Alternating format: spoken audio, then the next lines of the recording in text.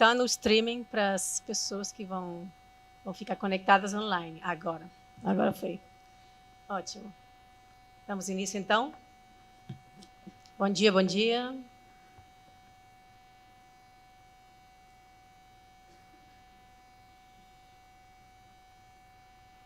Bom dia a todas e todos. Bom dia a tothom. Certo, conseguem me ouvir bem? So, ladies and gentlemen, esteemed speakers and distinguished guests, good morning, everyone, and welcome to today's T20 conference on Neo-Protectionism and the changing nature of global value chains.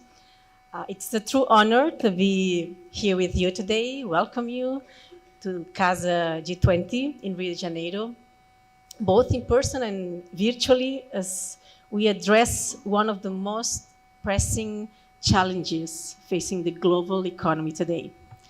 We are living in a time of profound economic transformation. The once predictable paths of globalization have been disrupted by new barriers to trade, shifting geopolitical alliances and rapid technological advancements. As a result, global value chains along a backbone of international trade are evolving in ways that we are only beginning to comprehend. At the core of this evolution is neo-protectionism, a resurgence of tariffs, trade barriers, and restrictive policies aimed at protecting domestic industries. While these measures may offer short-term benefits to certain sectors, they undermine the interconnectedness that has driven growth and prosperity for so many nations over the past decades. This trend not only threatens international cooperation, but also risks stalling sustainable development, particularly for developing economies striving to integrate into global markets. Today, as we gather policymakers, industry leaders, many college students, and key contributors from T20's Task Force on Trade and Investment for Sustainable and Inclusive Growth, we aim to address crucial topics: the roots of neo-protectionism, its impact on global trade stability, adapting the evolving global value chains, promoting resilient and sustainable supply chains amidst protectionist measures, and fostering inclusive growth, ensuring that no economy, no matter its stage of development, is left behind. In line with the mission of the Catalan Government, which I represent here today, we believe deeply in the importance of collaboration across borders to tackle the most significant challenges of our time. In Brazil, Catalonia is committed to building strong economic, cultural, and institutional relationships. We are particularly focused on advancing on initiatives related to sustainable development, innovation, digital transformation.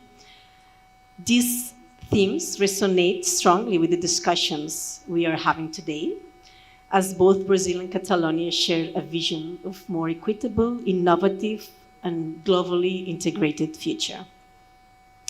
We are fortunate to have experts from around the globe joining us today, not only here on stage, but also virtually.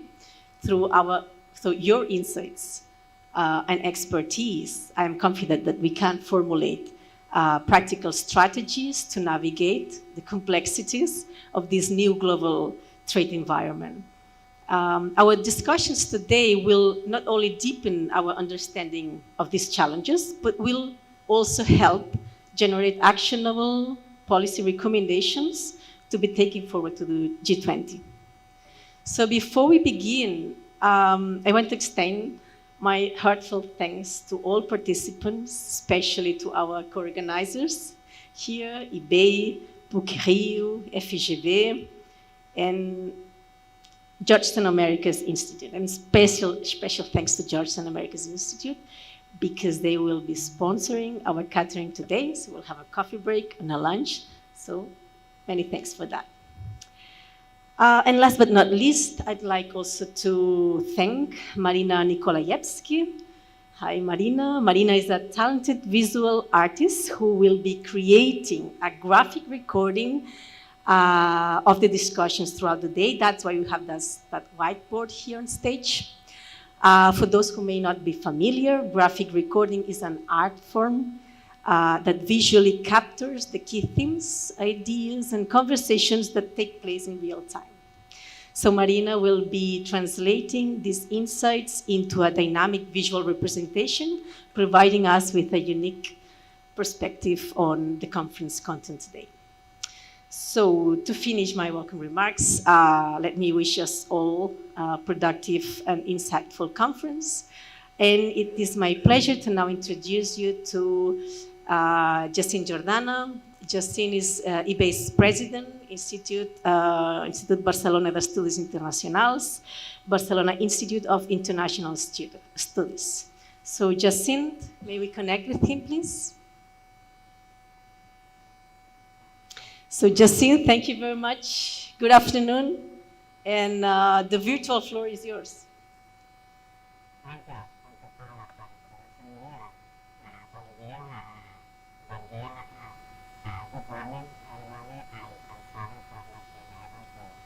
We cannot hear you, Jacint.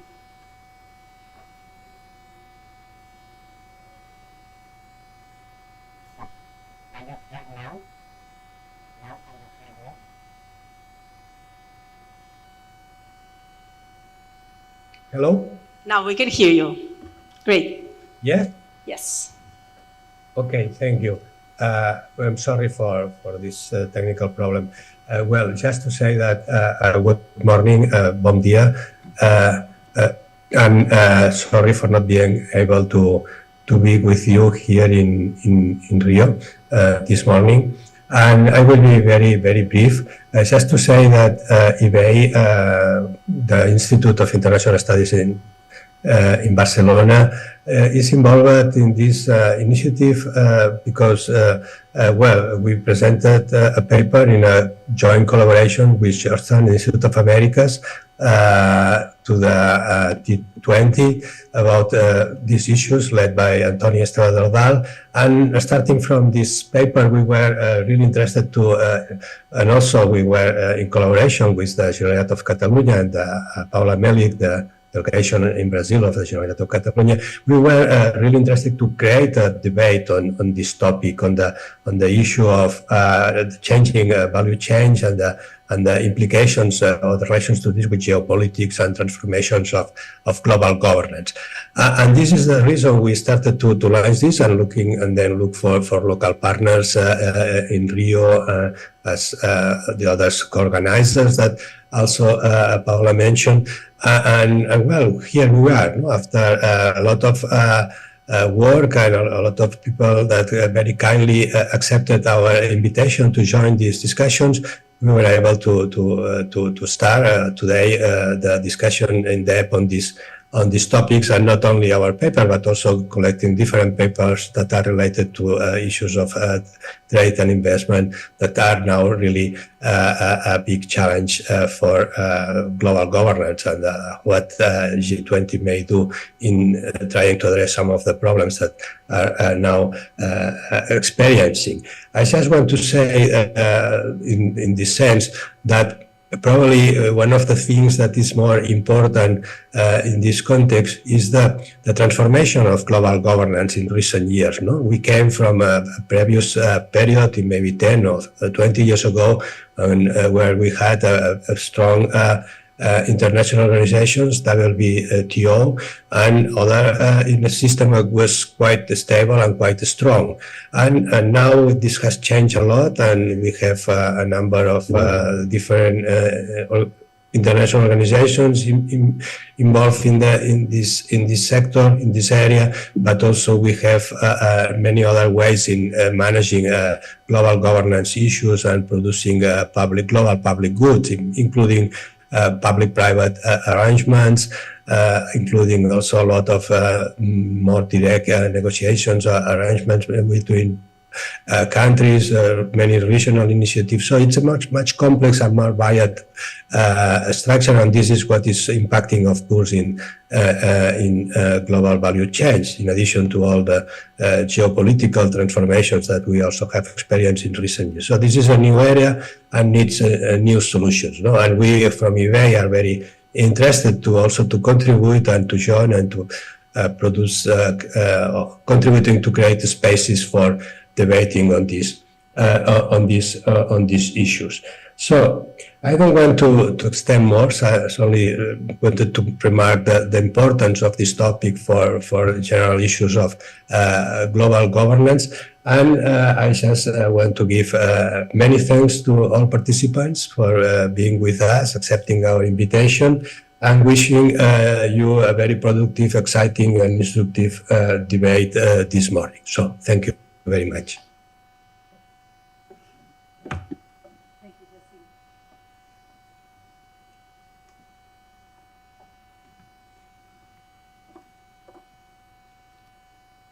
Bom dia a todos. Good morning for everybody from the audience here, from our virtual audience, and I'm very glad to be here.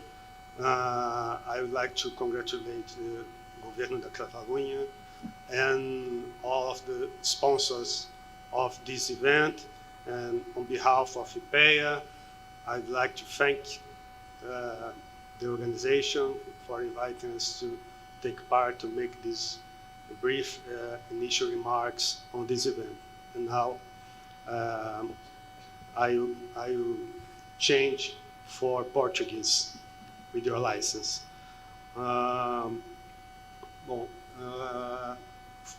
Nós estamos chegando ao final do processo do T20. Teremos daqui a menos de um mês a cúpula do T20, um pouco antes da cúpula do G20. Tem sido um processo muito interessante e construtivo, especialmente para nós no IBEI, uma das três instituições que fazem parte do comitê organizador, né, uma experiência bastante desafiadora, mas, em especial, a gente fica muito feliz em ver o resultado obtido até o momento em todas as 6 forças-tarefas, todos os policy briefs que foram publicados, e eu, em especial, acompanhei de perto todo o trabalho desenvolvido pela Força-Tarefa 4, que trata de comércio e investimento, e nós tivemos trabalhos bastante interessantes em diversas áreas, desde comércio digital até a questão das mulheres no comércio, a questão do meio ambiente, desenvolvimento sustentável, e um dos pontos certamente cruciais na atual conjuntura internacional, que é a discussão sobre o neo-proteccionismo e a reconfiguração das cadeias globais. Então, como já foi dito, a gente passa por um momento de transição, e um momento difícil, porque é muito difícil você prever para onde exatamente todo esse processo relacionado ao comércio e aos investimentos internacionais e às próprias cadeias de valor está se dirigindo, né? O que nós vemos hoje é um processo muito diferente do que nós tivemos nos últimos 30 anos, né? Não é bem uma desconstrução de cadeias, mas é mais uma reconfiguração, uma repriorização, com um ponto principal que a discussão sobre o custo de produção dos insumos, ou seja, a ideia de que você constrói as cadeias baseadas em onde você consegue produzir mais barato um determinado item para essas cadeias. Isso hoje é apenas um dos elementos. E agora nós estamos incorporando diversos outros elementos, como, por exemplo, a questão de segurança nacional, a questão de acesso a insumos críticos, né?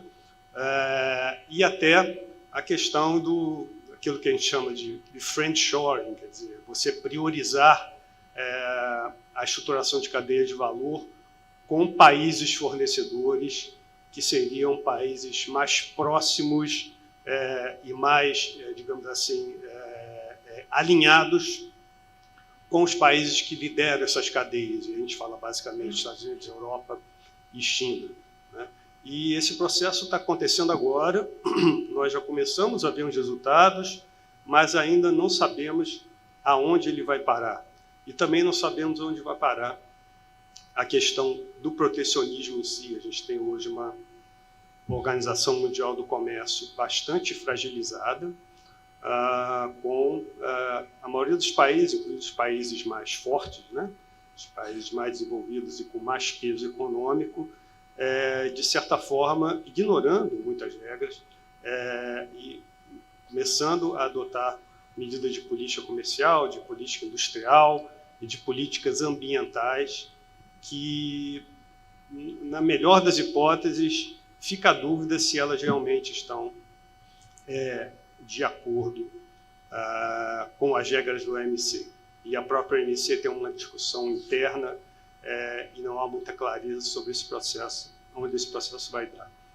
Portanto, eu acredito que essa discussão sobre neoprotecionismo, sobre como as cadeias de valor vão se reorganizar ao longo dos próximos anos, é um tema crucial.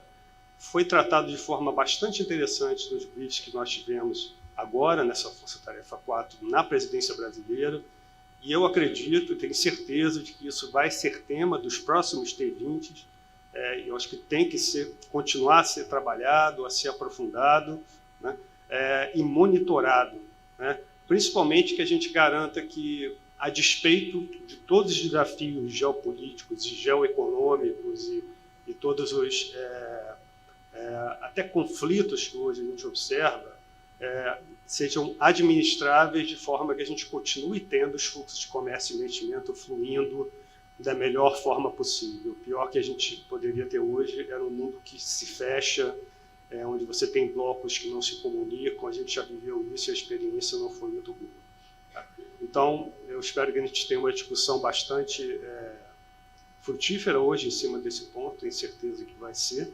Mais uma vez, quero dar meus parabéns pela organização do evento, por todas as pessoas aqui que participaram dos esforços na Força Tarefa 4 e que possamos levar adiante essa discussão ao longo dos próximos anos. Muito obrigado.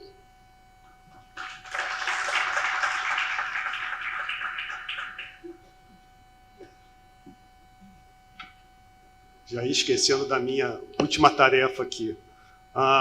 Nós vamos ter agora o primeiro painel, New Trends in Global Value Chain Reorganization, the Rise and Impact of New Industrial Policies. Então, eu chamo aqui os participantes dessa primeira sessão, a professora Eliane, né, que vai ser a moderadora. Peço que ela venha aqui para cima, né, e os demais participantes, Dr. Anthony Estevadordal, Lauri Tatinen, e também nos acompanhando remotamente Mahmoud Arbouch e Michele Sanches.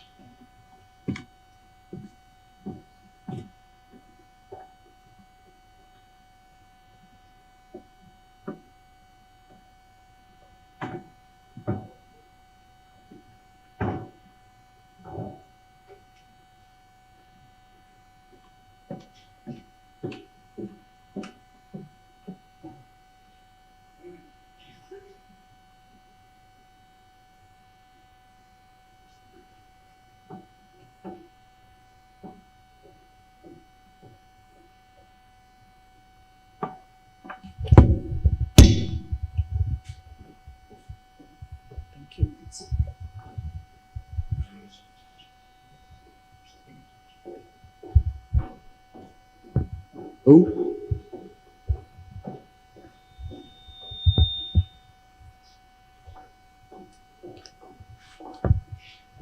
So I think we can start. Good morning to everyone, and thank you from the organization to thank you for the invitation. It's a pleasure to participate in such a relevant debate, in our times. New trends in global value chain reorganization, the rise and impact of new industrial policies. In fact, in the context of the technical discussions we had during our preparations regarding the contributions to the T20 Task Force to the G20 under the subtopic 6, dealing with neo-protectionism and the changing features of global value chains, some of the issues that are going to be discussed today were present in many of the policy briefs presented. Especially they focus on proposals to G20 regarding measures to promote resilient value chains, on the nature of the new geometry of global value chains, and the role of developing countries in this scenario, among others. Also, we debated specific issues related to industrial policy and the mechanism in force regarding investment screening, the benefits of trade versus the new so-called protectionism, and the challenges in aligning trade with the present move in trade security agenda, and I quote, trade security, which it is a term which used to be related to territorial security, right? Nowadays, it's related in a much broader sense, involving natural resources and all other issues that we are going to discuss today. So, our panelists today will present us with new inputs to these debates. The resurgence of neo-protectionism is a reality, and there is a need to bring inputs to policymakers on how to reach a balance between its motivations versus global value chains' quest for efficiency and sustaining the benefits of trade. So we can move to our panelists.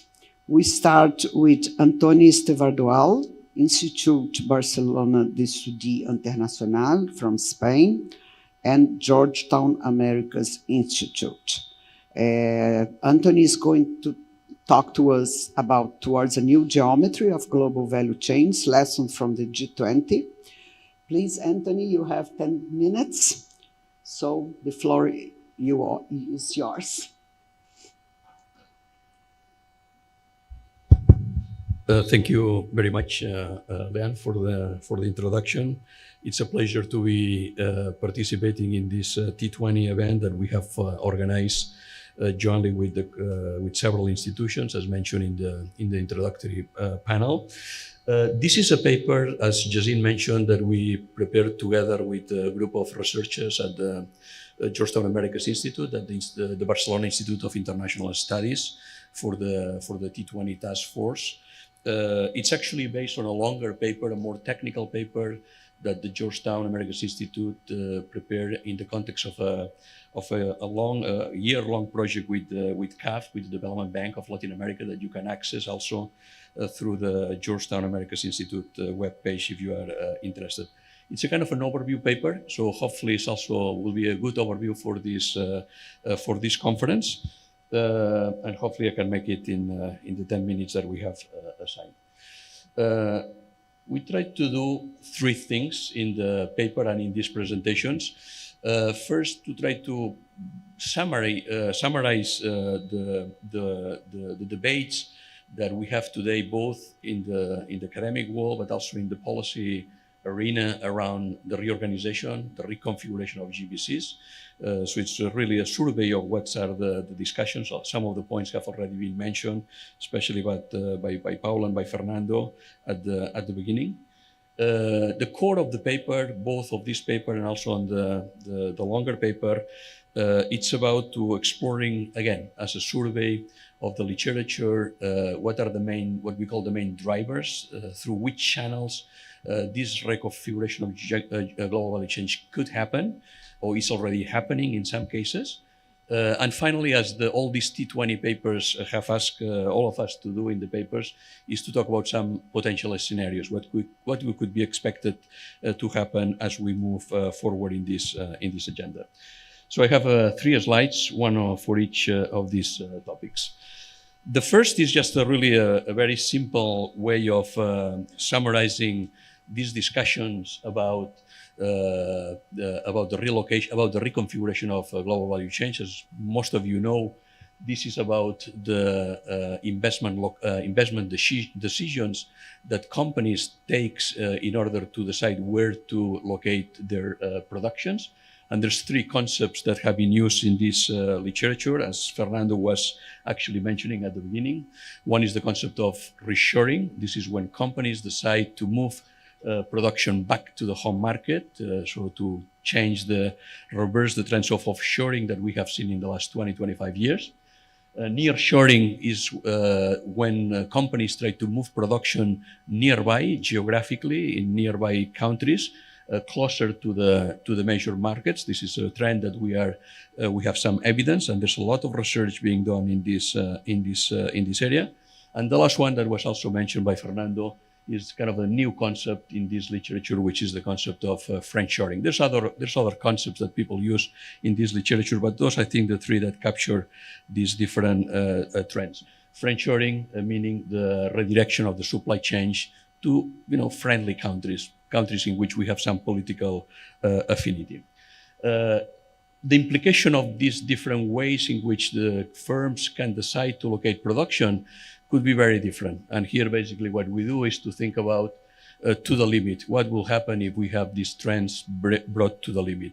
If everybody does reshoring, basically means that, we will have production back to our own economies, and this is a world in which the economy is, again, fully fragmented. The production is really back to the home market. So that will be the limit to this process of reshoring.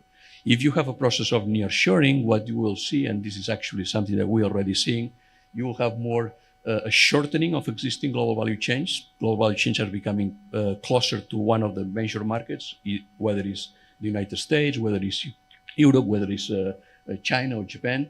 And this, you have a process of regionalization. You have global value chains that are actually becoming, they have always been regional. We talk a lot about global value chains, in fact, they're regional value chains, but the process of regionalization will be strengthened by this process of nearshoring.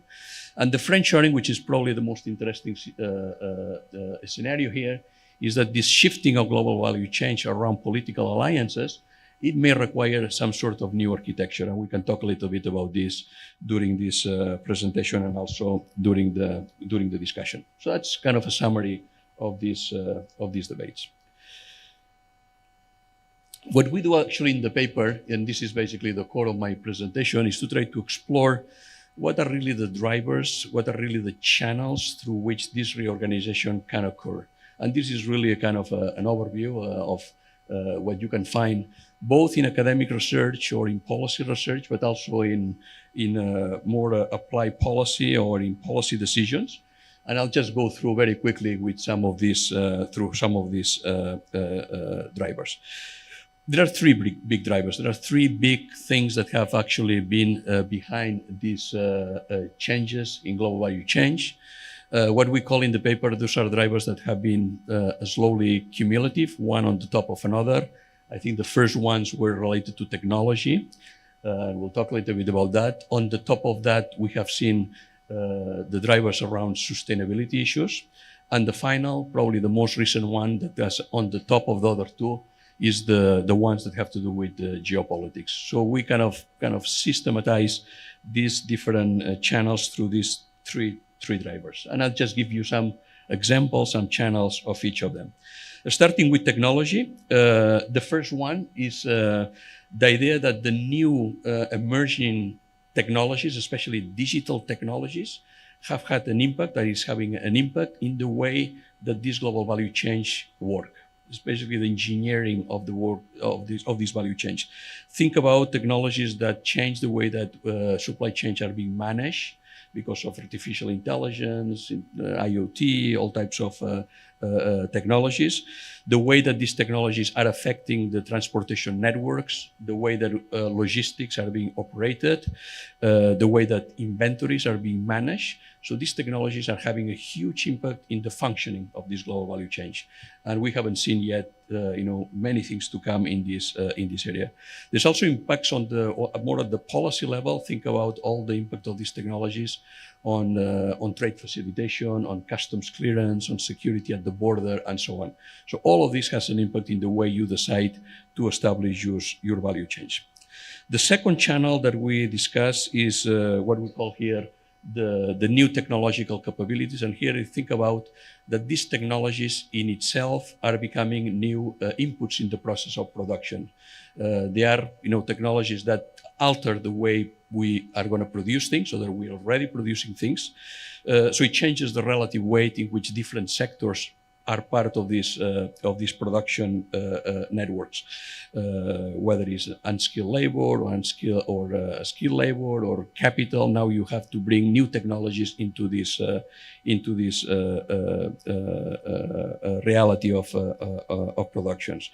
And here there's a huge debate in the literature, and also actually you can see that the policy discussions, if these new technologies will reverse the process of offshoring. So you actually, you have robotics kind of easy to bring back production back to home, because it's now cheaper to do this at home and you don't have to rely in countries with cheap labor.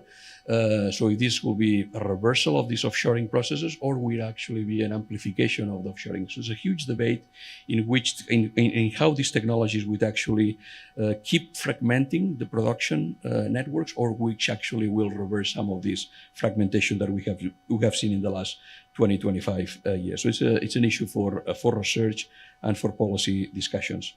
The third channel is about how the technology itself changes the channels through which we actually conduct trade.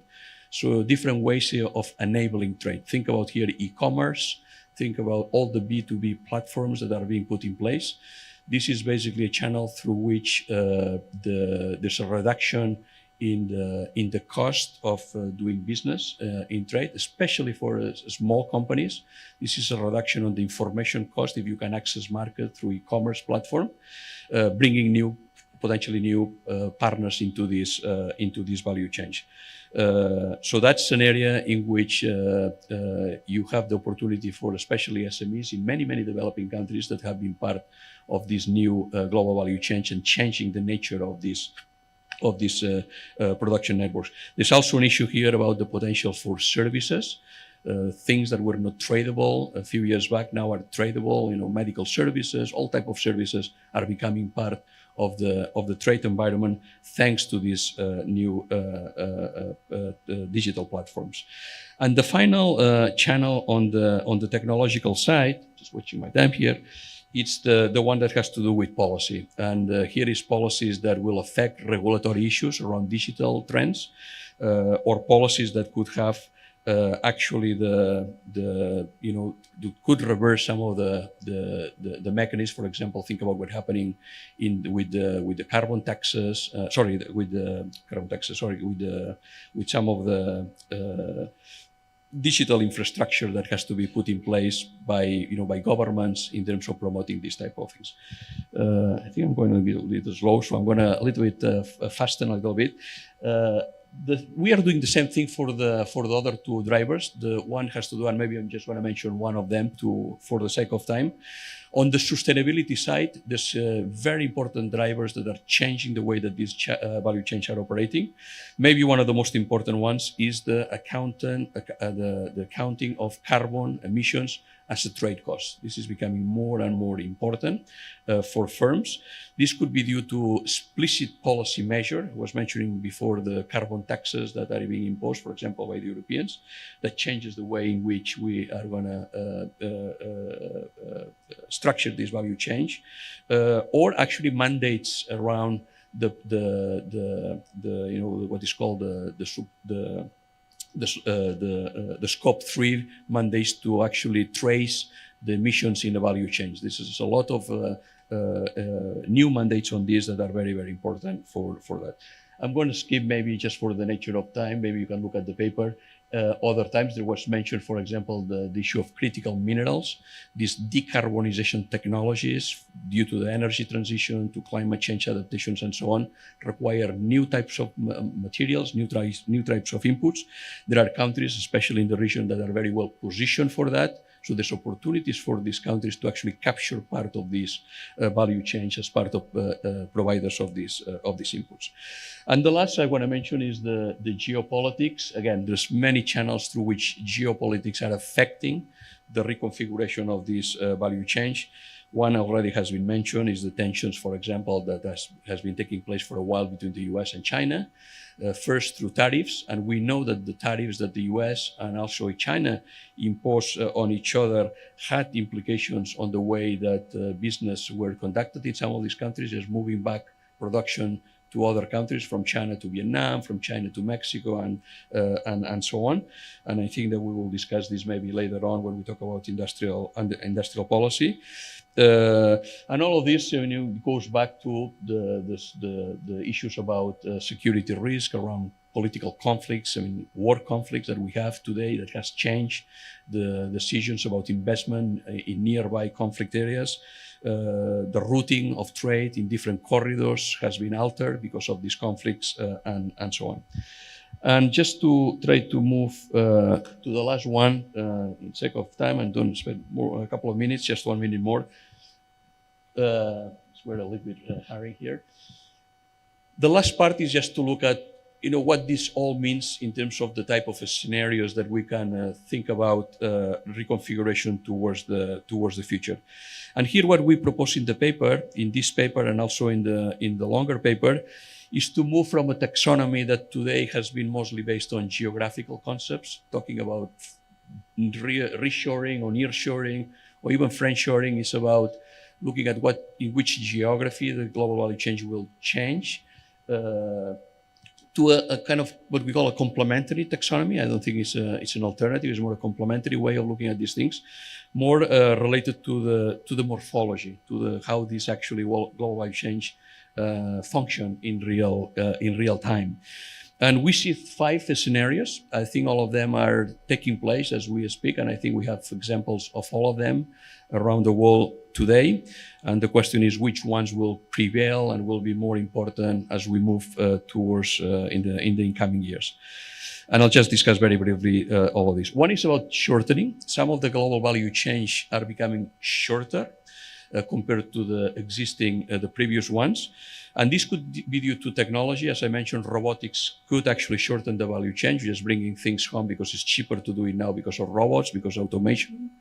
Sustainability can bring also a shorter value chain because you want to cut on the carbon footprint. So you want to have shorter global value chain if you want to diminish the footprint on carbon emissions.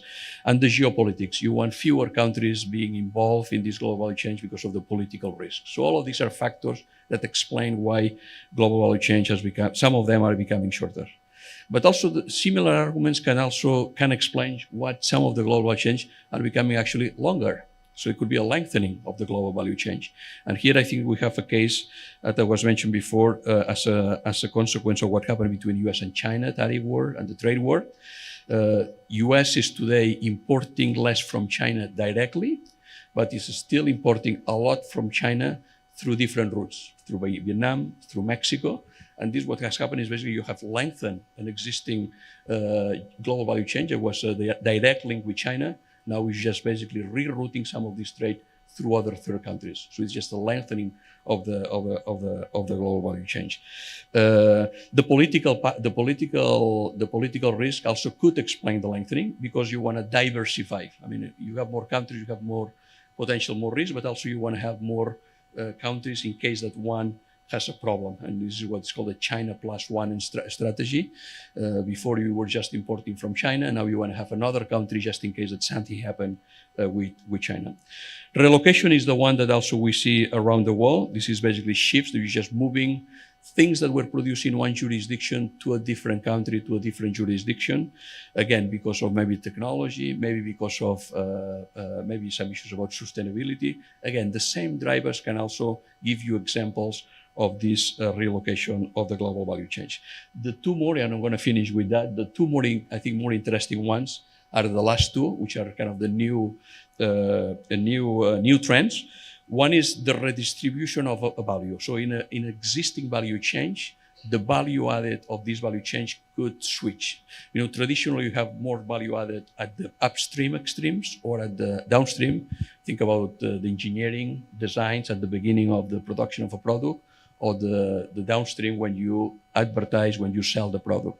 But there's less low value added usually in the middle, in the core manufacturing. This is changing. This is changing because a lot of these manufacturers now incorporate a lot of these digital technologies, is what is called the certification of manufacturing. And this is actually adding more and more value added in the intermediate stages of manufacturing.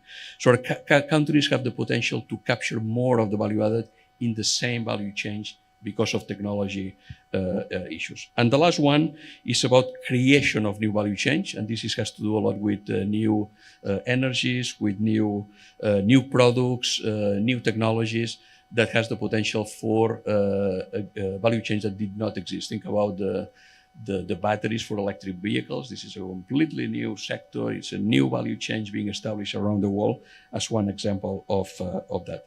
And I think I'm going to be finishing with that, Leah. Thank you for the patience. What we are just basically seeing is an environment with a lot of uncertainty. And I think researchers, and I think the T20 is a good place to do that, have a lot of work to do to actually understand these trends in a better way for policymakers. Thank you.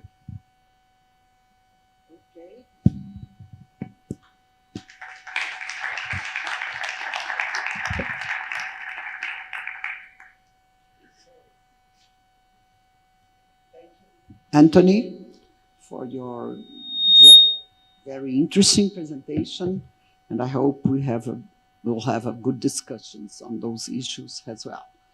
And now, Laurie, the floor is yours. Laurie is going to speak to us about rising blocks and industrial policy. Is economic security the future? It's a question mark. Laurie Tainen, I don't know if I pronounce it correctly. It works at the Finnish Institute of International Affairs in Finland. So nice to have you here. And you may start. You have also 10 minutes. Thank you very much for the kind introduction. Vou falar inglês, mas as perguntas podem também ser em português. So we had a pretty international team behind our brief here that you can go and look up online. We had researchers from ISPI in Italy. We have researchers from Singapore, from France, and then also Finland, as mentioned. And I myself sit in Washington, D.C. And this policy brief is a standalone work, but obviously builds on a lot of work that all of us are doing in separate quarters at the same time. And instead of sort of trying to run through everything that's necessarily in here, I'll try to talk about some of the sort of motivating causes in the background. One of the things that we note very early on is the sort of presence of a sort of increasing sense of global disorder. We see rising blocks, and we also see the language of economic security finding its way into very different corners of the conversation. And what we try to do in the paper is take both the question of economic efficiency seriously, but also the question of security seriously. And by doing so, recognizing that economic security itself can be a real issue, but it also, as we're seeing right now, can often provide cover for all sorts of different kinds of motivations, and that it's at least for policy analysts and academics and the informed public, it is important to be clear about what exactly is going on at different times. So what's really sort of motivating this is a sort of question of how do we keep at least some of the global value chains in place, because we have very little guarantee right now that whatever might emerge in the future would be better in any sort of substantial way. And really thinking about this question in the context of G20 as well. Also something that, obviously writing this paper has been a long process, and this final version doesn't necessarily have all our thoughts on the topic right now. But what we've also seen since the start of this process is really how the sort of question of especially Chinese production and overproduction is a question that's with all of us. And we've almost entered a realm in which we're seeing anticipatory tariffs, where nobody wants to be the last country to raise tariffs, because if you're the last country to raise tariffs, that means that all of the Chinese goods that the Chinese have been manufacturing for us for many decades will end up in your country. So we're seeing a world in which it's not even a sort of tit for tat play of, you set a tariff and, your partner or neighbor follows, but people are trying to predict the tariff environment and act upon that kind of information. And here we're seeing something of an economic security dilemma emerge, where you're trying to be more secure tomorrow already today.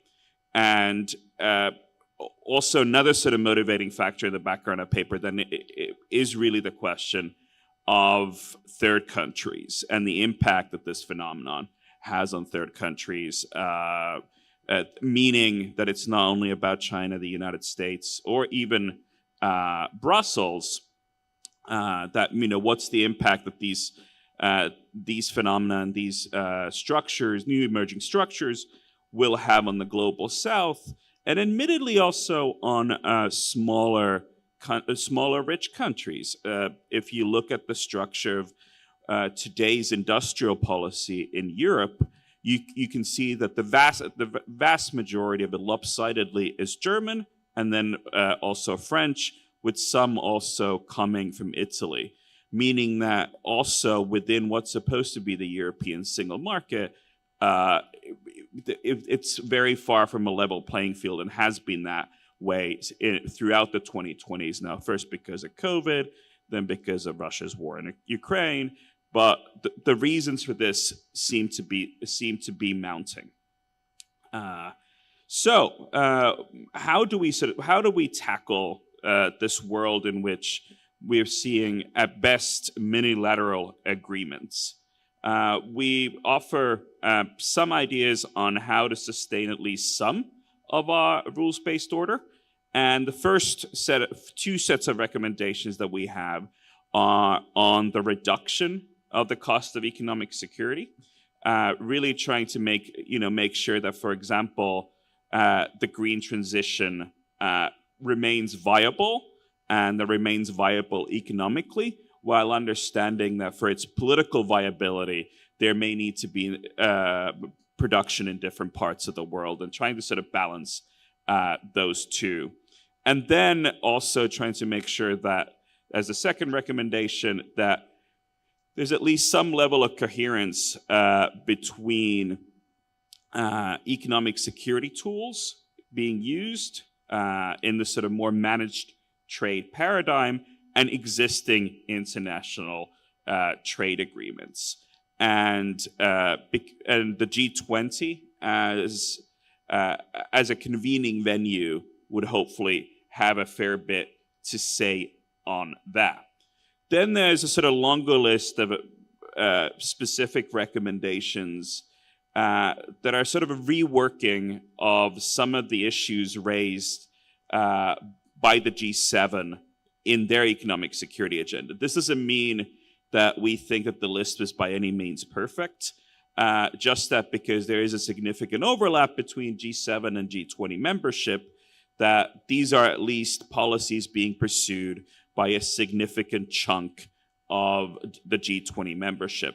So these are policy frameworks that other countries should be familiar with and hopefully responding to them in some way, even though we recognize that there's a lot to be worked on those questions as well. Then those, that list includes something like some sort of base level commitment to market practices, policies against economic coercion, a more open digital sphere than some of us fear is emerging, some questions on standard setting, cybersecurity, and otherwise. Then moving from recommendations to at least some hopes. One of the things that we think that the G20 setting would hopefully allow for is some sort of lowest common denominator working groups, at least on technical aspects of trade.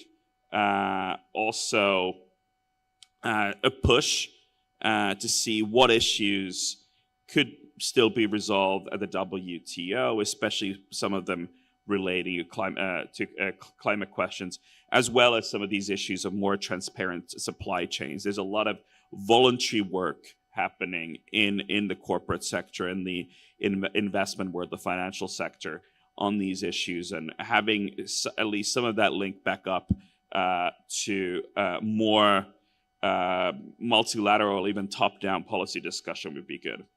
Some of the scenarios that we discussed, moving on to the last bit here. Our fear is that right now we're seeing a lot of zero-sum or even negative-sum scenarios emerge, especially for smaller countries that will be slower to move or are under restricted market access. They will be partially slower to move because they will be hurt more if they do move. But then they're also hurt by the avalanche of maybe goods coming their way, and also many of the issues that I've already mentioned, sort of control over mineral trade and such, and how to actually sustain efficiency in these paradigms of friend or nearshoring. But then we really sort of end up on a point of security, because as we were writing this paper, we came to see that there's a lot of security issues having to do with trade per se, and that some of the protections around maritime routes, for example, are not on the level that many of us would like them to be. And we also raise the possibility of new connectivities. For example, we ended the note of the India, Middle East, Europe economic corridor, which is more of a land bridge than simply a maritime route. And that if we start really thinking hard about the concepts of economic security, it should be about the diversification of trade infrastructure, and it's really a deep down physical security. So I'll end on that note and look forward to questions. Okay. Thank you, Laurie. Also, I think you posed many good and different issues to be discussed in our Q&A session. And now we move to Mahmoud, sorry.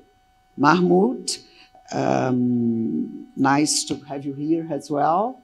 So you can speak to us. Go ahead.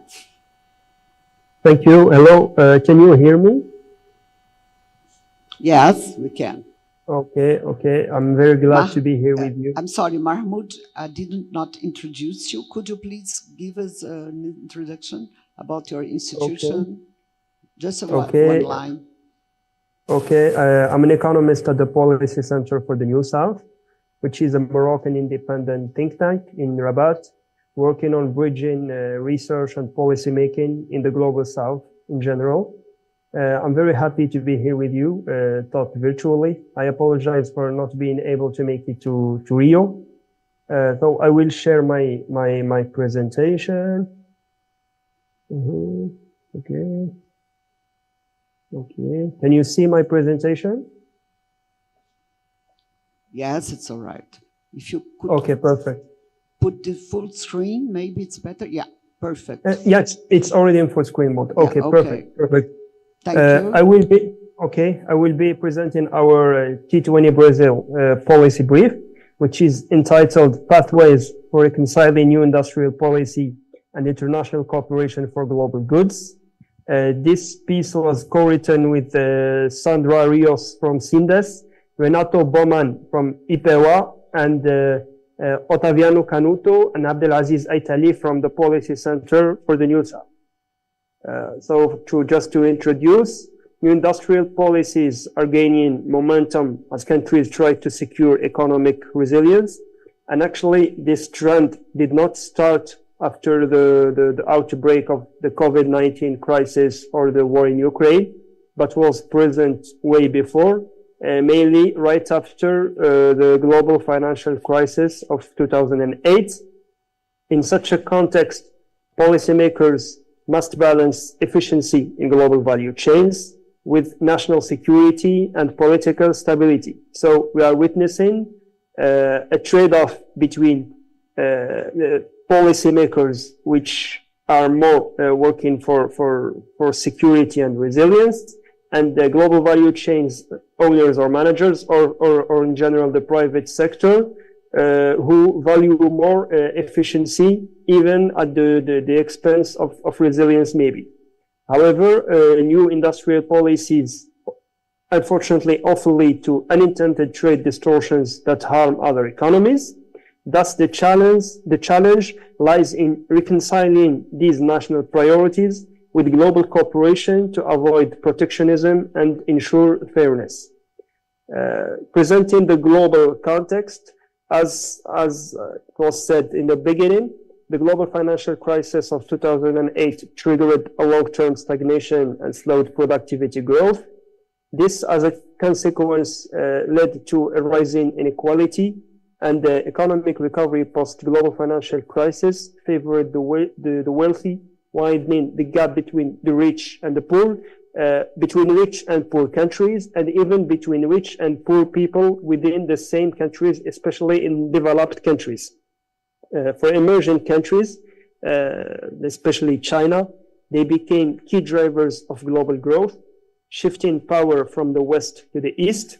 And recent shocks like the COVID-19 and the war in Ukraine, but also the climate crisis, are intensifying these economic vulnerabilities. Consequently, countries are increasingly adopting nationalist or protectionist policies to safeguard their interests, and this often at the expense of global cooperation. Presenting new industrial policies, we can say that it is quite multi-faced, and it can be presented through its three sides. The good side of new industrial policy is that it can address market failures, promote green technologies, and also reduce inequalities by directing investments to underserved sectors, while its bad side emerges when sovereignty concerns dominate. Thus, new industrial policies may encourage some rent-seeking behaviors that reduce overall efficiency, particularly in countries where governance and institutions are quite weak. And regarding the ugly side, it is related to the escalating protectionism through subsidies and trade restrictions, which could spark retaliatory actions, undermining the benefits of free trade and global cooperation. To present some recent trends in industrial policy, actually, subsidies are surging from 760 cases in 2009 to over 3,000 cases by 2021, according to GTAP database, showing a sharp rise in trade distorting policies. Also, green subsidies, which account for 28% of of the total of subsidies, are reflecting a growing concern over climate change mitigation. And advanced economies like the United States, European Union, and China are leading the charge, leaving emerging markets and developing economies at disadvantages due to their limited fiscal capacity and fiscal space. This trend risks widening the economic gap between wealthy and developing nations as the latter struggle to compete with the former. Some challenges for international cooperation, mainly new industrial policy increasingly target non-economic goals, especially national security, resilience, climate action, complicating the global coordination because these non-economic goals may differ from a country to another, or even from a government to another within the same country. Also, geopolitical fragmentation weakens multilateral institutions, creating obstacles for trade cooperation. In this context, emerging markets and developing economies are facing fiscal constraints, limiting their ability to deploy large subsidies to protect or develop their key industries. And the unchecked rise in subsidies risks triggering a global subsidy race, which will undermine fair trade practices and create more inequalities. To present our policy recommendations, we thought of splitting them into two sets. A first set or category concerns balancing new industrial policies with global cooperation. This can be done by setting clear limits for trade distorting policies to allow essential industrial policies without excessive harm to global trade. Also, prioritizing green subsidies in the aim of tackling climate change, as these subsidies will benefit the entire global economy. Also an important point is enhancing data transparency by promoting platforms like the Global Trade Alert and the New Industrial Policy Observatory, which are databases that track and monitor subsidies across countries. More transparency and lowering underreporting will allow the other countries to react in a better way to let's say competitors' industrial policies. Also, G20 leadership is key in the term of in the sense that it is critical to steering international coordination and managing the impact of subsidies effectively.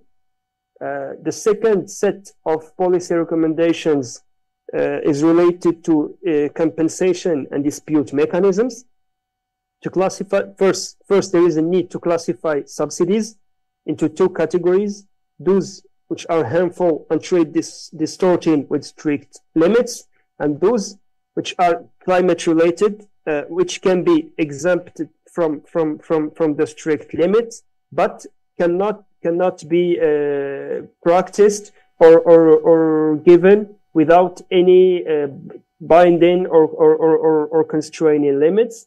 Also, compensation mechanisms, those related to trade liberalization for affected economies, and others that contribute to international funds to support green technology adoption in emerging markets and developing economies. These funds can be constituted through imposing to countries which are practicing subsidies to pay, let's say, a very small amount of these subsidies to the international fund. And also, there is a need for setting a platform for dispute and resolution, which can be modeled on World Trade Organization's consultation process, providing a fair dialogue for countries affected by distortive policies.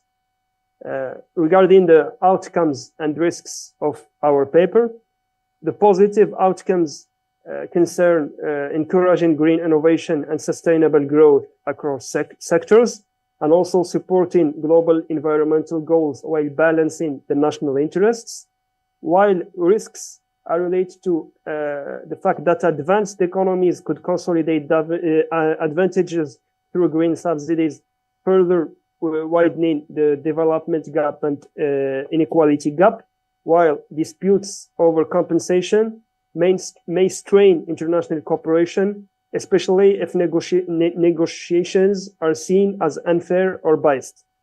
To conclude, we can say that new industrial policies are necessary to respond to modern economic challenges, but they must be deployed with caution. International cooperation is essential to prevent subsidy raises and trade distortions. The G20 must take the lead by setting subsidy ceilings and creating compensation frameworks. And also, we should keep in mind that inclusiveness matters. Emerging markets and developing economies must be part of the process to ensure equitable outcomes. And as a final thought, we can recall what Friedman said: there is no such thing as a free lunch.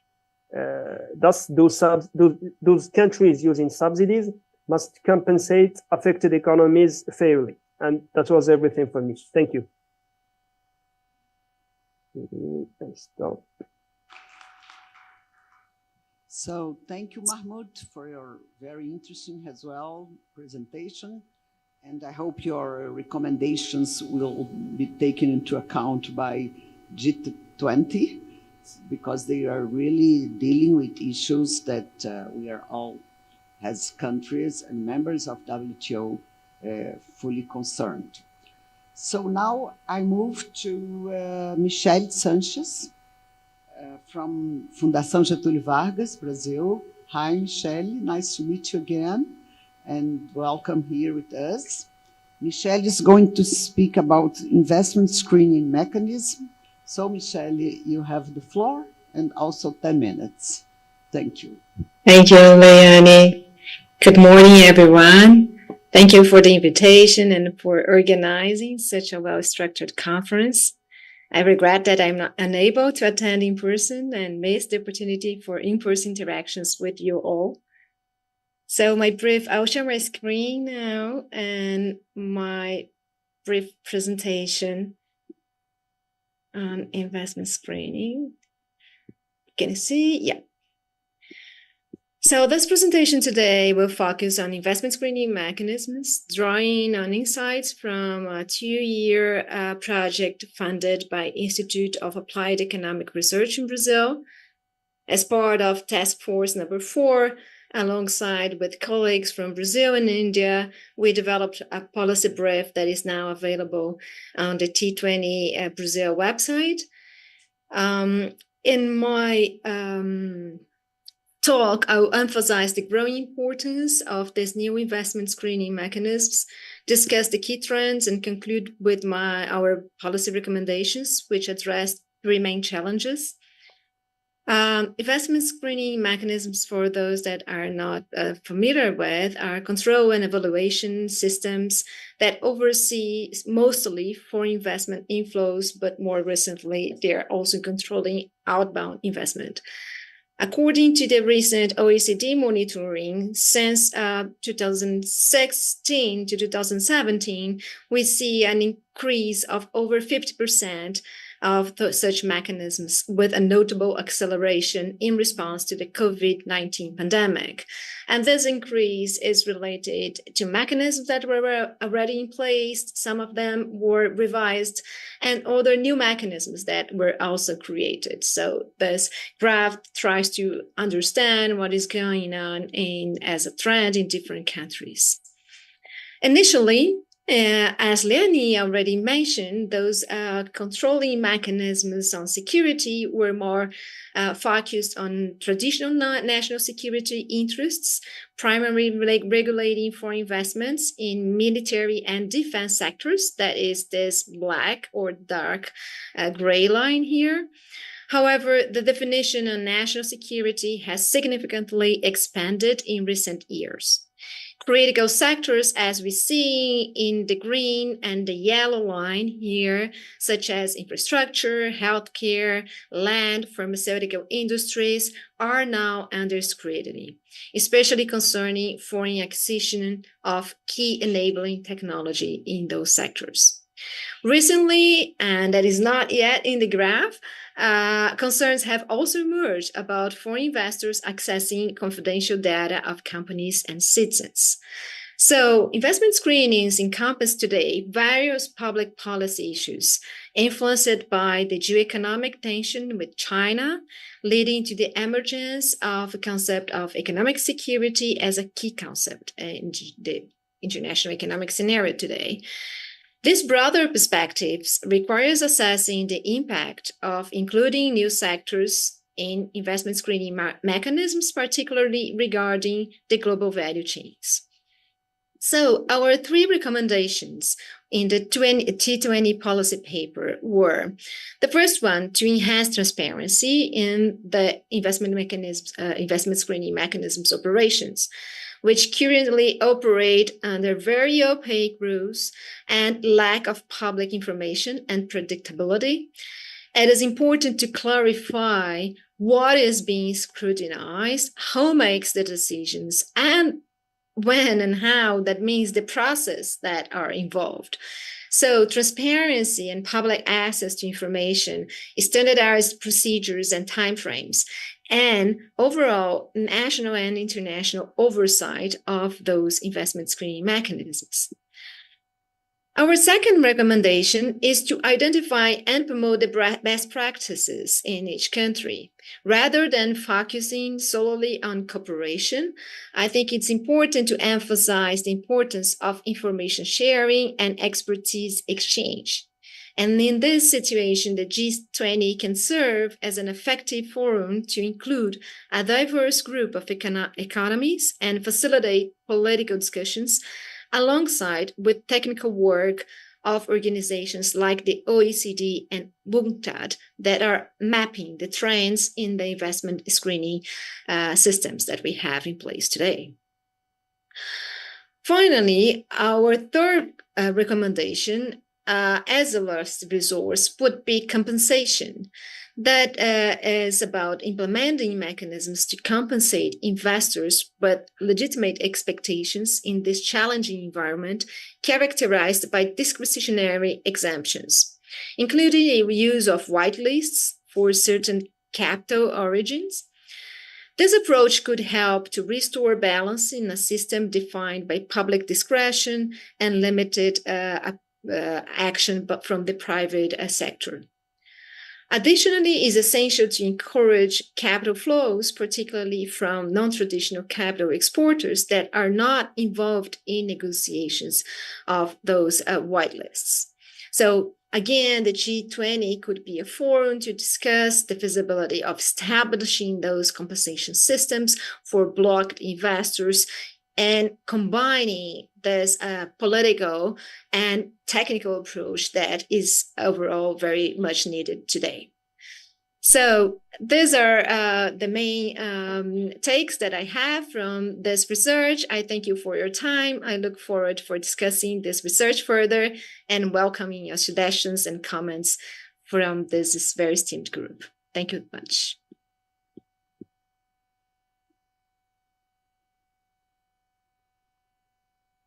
Michelle, from your, and I would like to thank all the panelists to respect our time limits so that we can have a good session of discussions and Q&A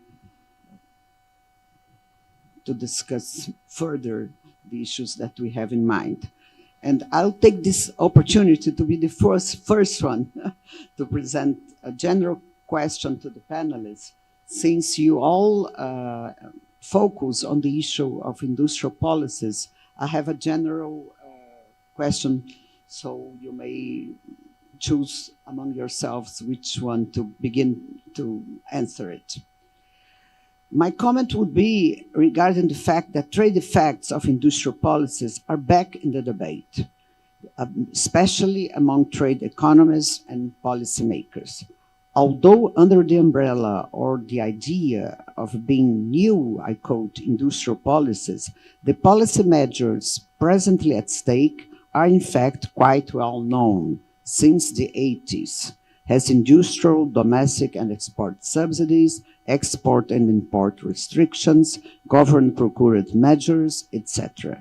So we could instead call them the new old industrial policies.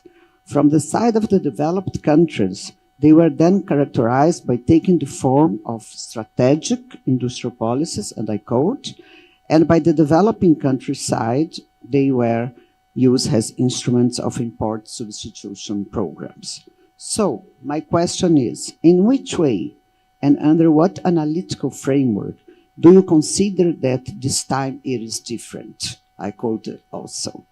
Or that industrial policies bring new challenges to industrial international trade? And if this is the case, why and which ones?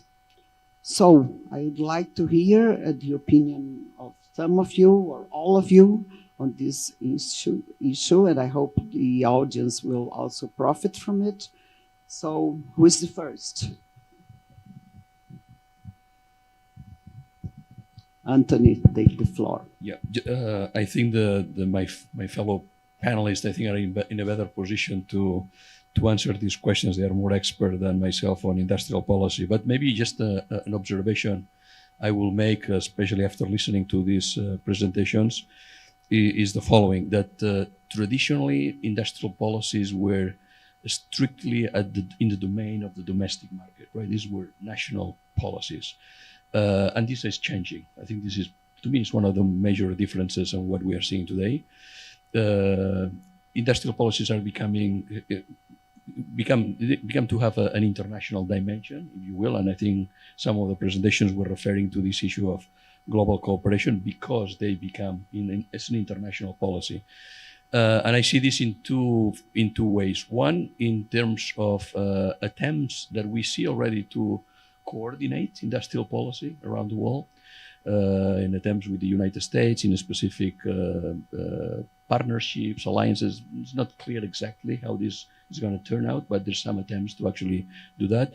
Even the things like the US and the European Technology Councils are in that type of spirit of looking at these things in a much coordinated manner. And the second, I think, framework in which this is happening is in terms of actually exporting the industrial policy to some other countries.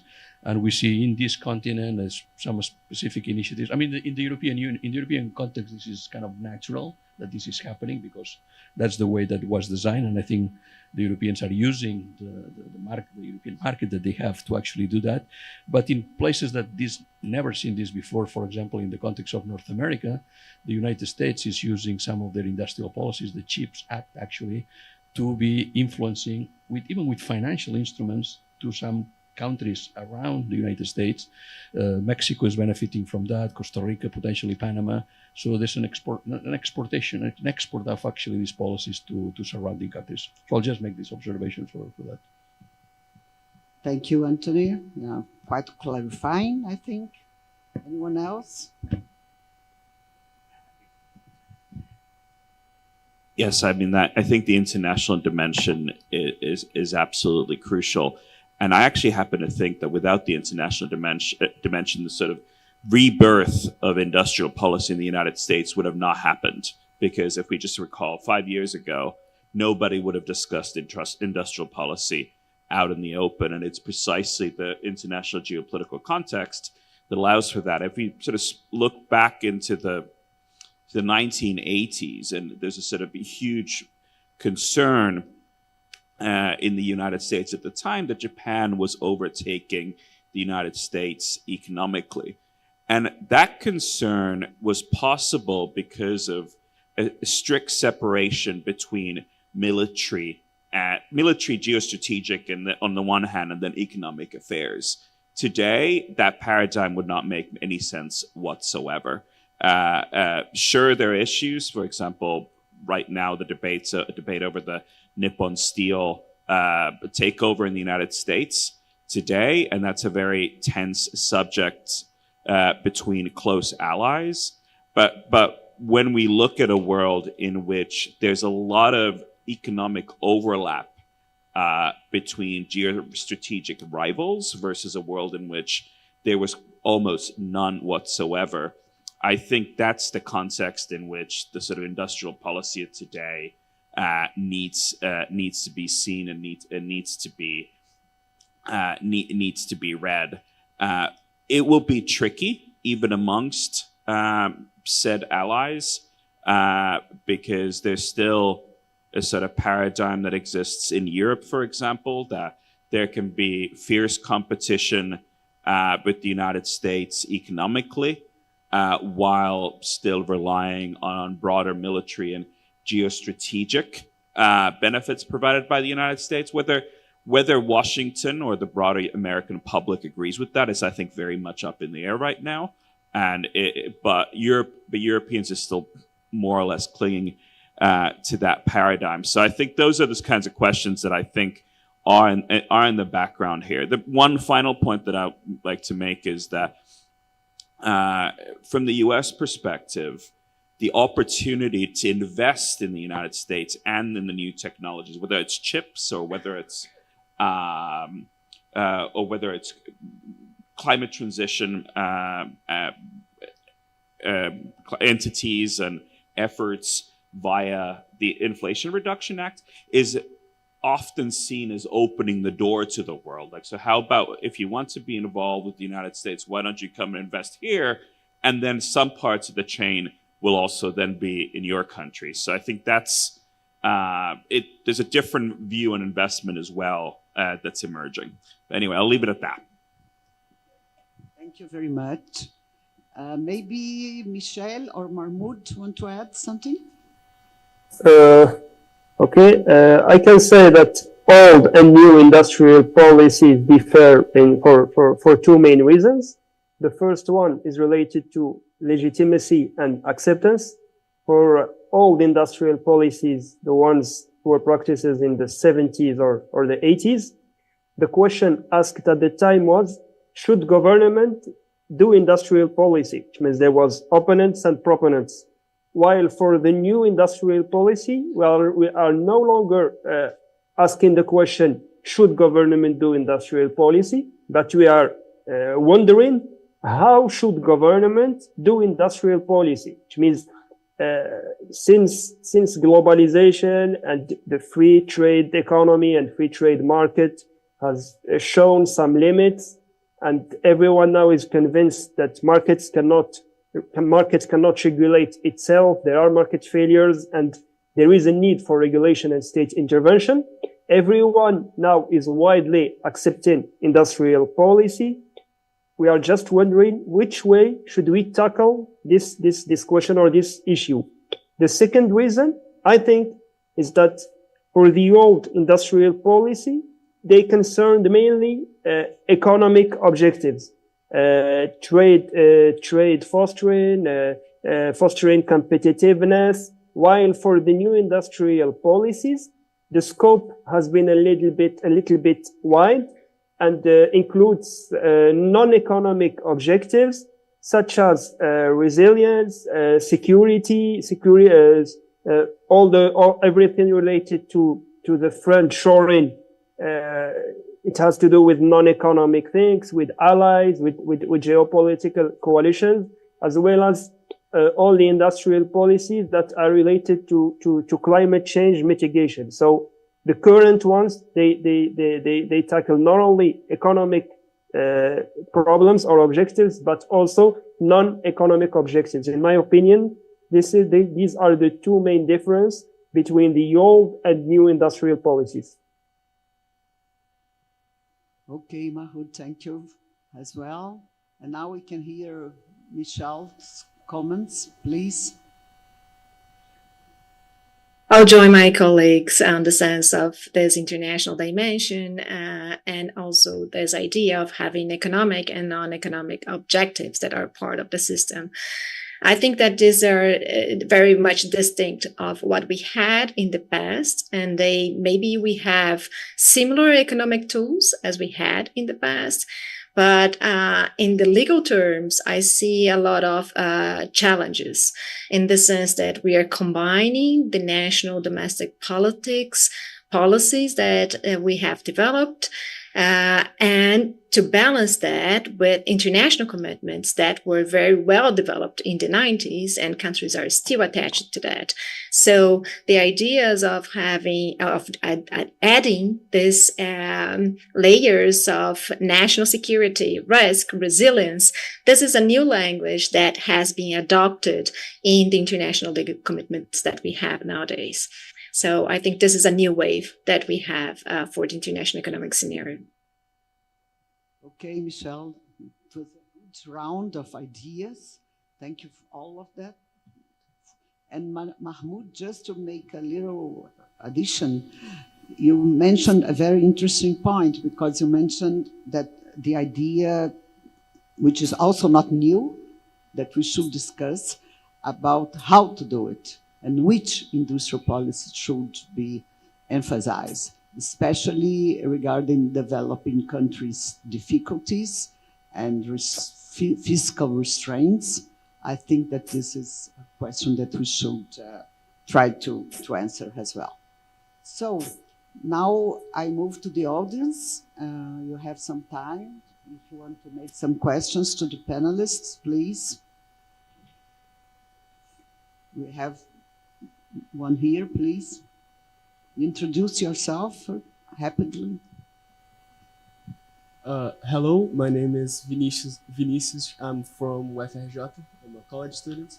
It's a pleasure to watch. Speak louder, please. It's a pleasure to watch this presentation. My name is Vinicius. I'm from UFRJ. And my question is that there's a historic tendency that in times of greater geopolitical tension, the countries tend to rise the tariffs and be more protectionists in a attempt to make greater security. And nowadays we are in very much so a time of geopolitical tension. And I would like to ask the panelists, how do you think the dilemma between economic security in face of geopolitical tension in opposition to geopolitical cooperation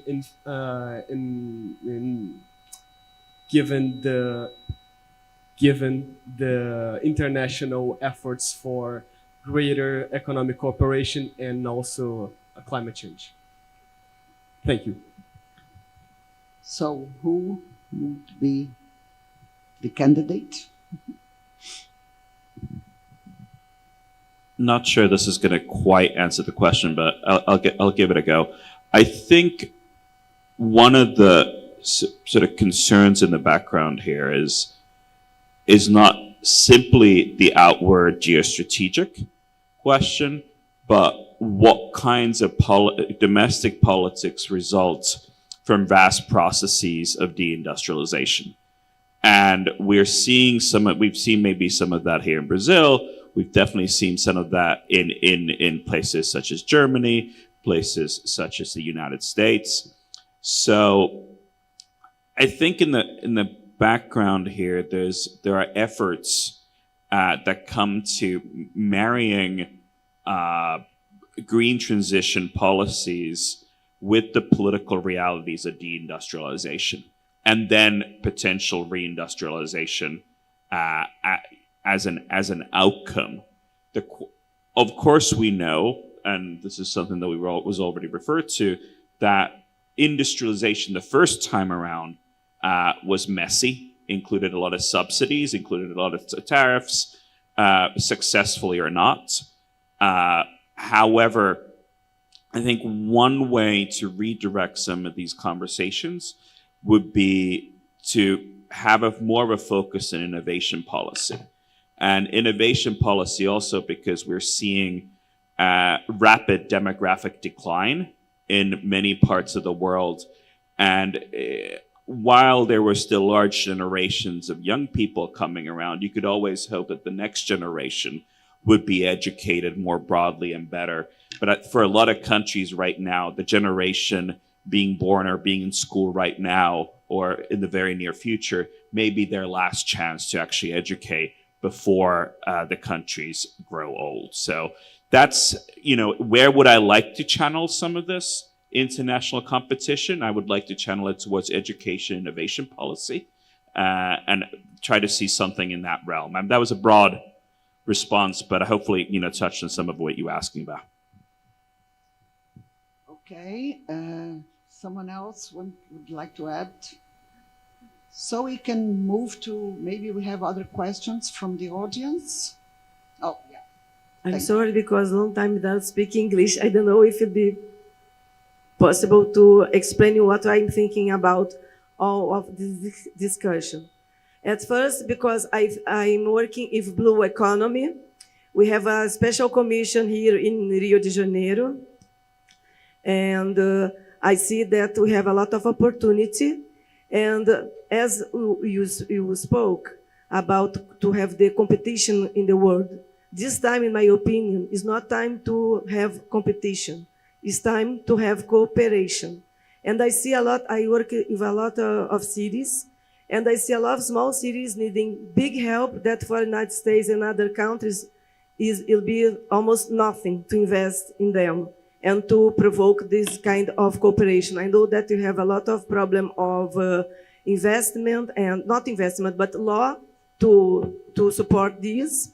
And the Middle East, this war in Ukraine, Israel, and a lot of terrorism, we see that the world is not now is not the same world. We see that these people who practice not democracy, they are joining each other and they are making very, very big agreement, and is the war against that world with Occidental world. And I'm very surprised to see that the United States is asking to people to invest them, when you see that Rio de Janeiro and Brazil, we have a lot of creativity and big conditions to receive investment of technology. And in my opinion, we need to change this. It's not the new way to live, and to have to be blue economy and green economy together, and to invest in world like Brazil. I'm very sad about what is happening with Brazil, that you see our president give the reason to terrorism, and I'm very anxious about, because I'm Jewish, and I don't know what will happen with this. But if you wish, I can show you cities like Paraty, that they are growing of algas. I don't know algas in English, I always forgot. And they need not a lot of support, but small support, and they can be a very contribution to have fertilizant. I don't know. Paula, help me, please. And please think about this. And I see people from India.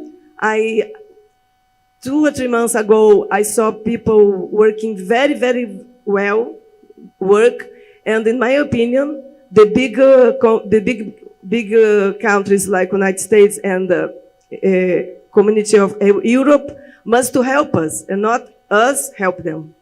Okay, I'm sorry if I don't know if I explained, but this is what I think.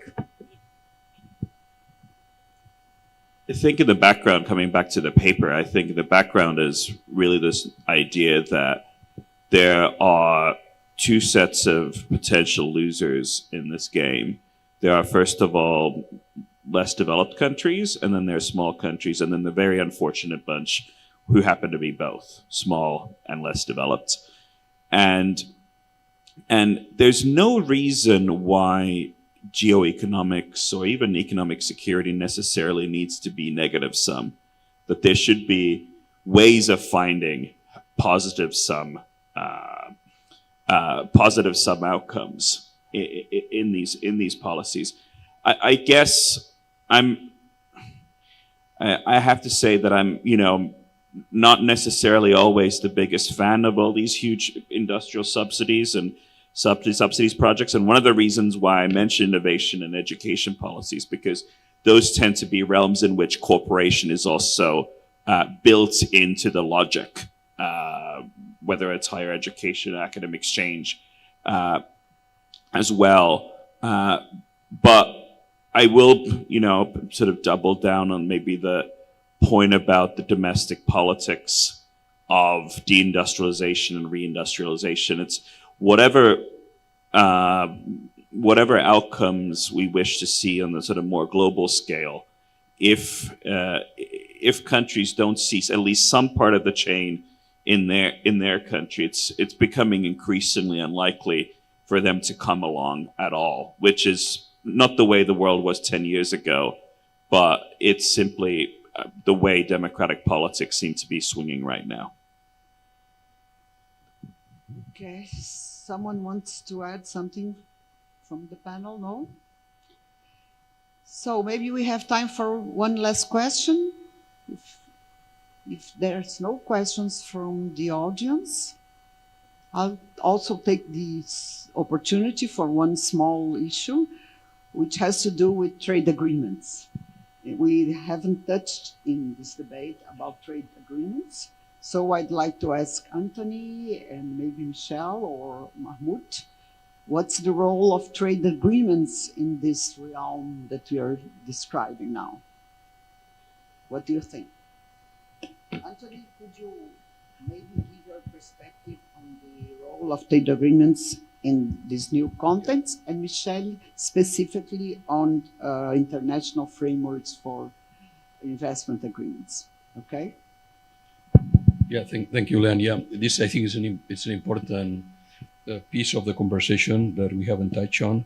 Maybe just very briefly, what I will say here, and I think it was already mentioned before, there is a recalibration of the traditional architecture around trade regulations, mostly through traditional trade agreements. We are seeing this at the multilateral level. Was mentioned the weakening of the WTO. I think is a case in point. Most of the agreements that have been signed recently in the context of the WTO has been plurilateral agreements, so there's no multilateral agreements anymore there. So that's one weakening. There has also been a weakening of the traditional leaders of this type of architecture, which is the United States. The United States, as we know, unfortunately, it's out of the two games, the multilateral game and also the traditional FTA game. They are not anymore leading that. So what we are seeing is kind of, again, I think different scenarios here. Ones that are basically left the game, like the United States, is pursuing a different type of architecture. We don't know exactly what are this architecture for, but you can see this in examples in what they call the Indo-Pacific Economic Partnership, or even in the Americas Partnership for Economic Policies, that are very loose agreements, no market access there, is not exactly clear. Has to do actually with the discussion around the global value chain, how to actually have an impact on that. Is much more micro and less macro, I think, in this sense. So that's one trend that we're seeing. Europe, I think, there's some people here from Europe, I think, is still a little bit undecided about what to do with all this. So it's a little bit undecided. But I think if you look at it in Asia, I think they are still playing the same game. And I think they are playing the cards in a very hard way, setting rules in the digital arena, for example, very, very importantly. So the architecture there is still very, very important. So again, this I think is still an uncertainty environment, but it's definitely not what we had like 20, 25 years ago.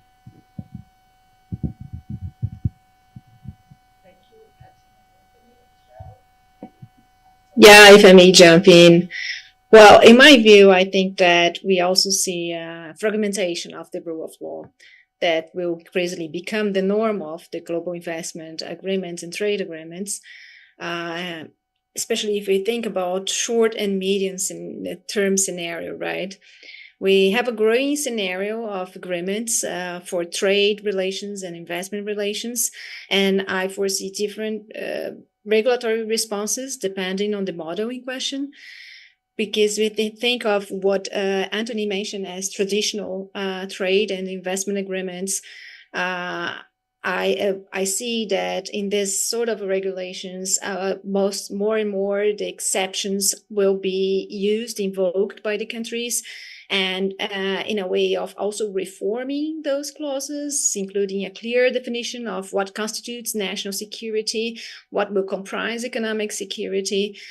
And for sure that countries, as Laurie mentioned, countries heavily reliant on foreign trade and foreign investment will remain particularly vulnerable in this legalized system of exceptions.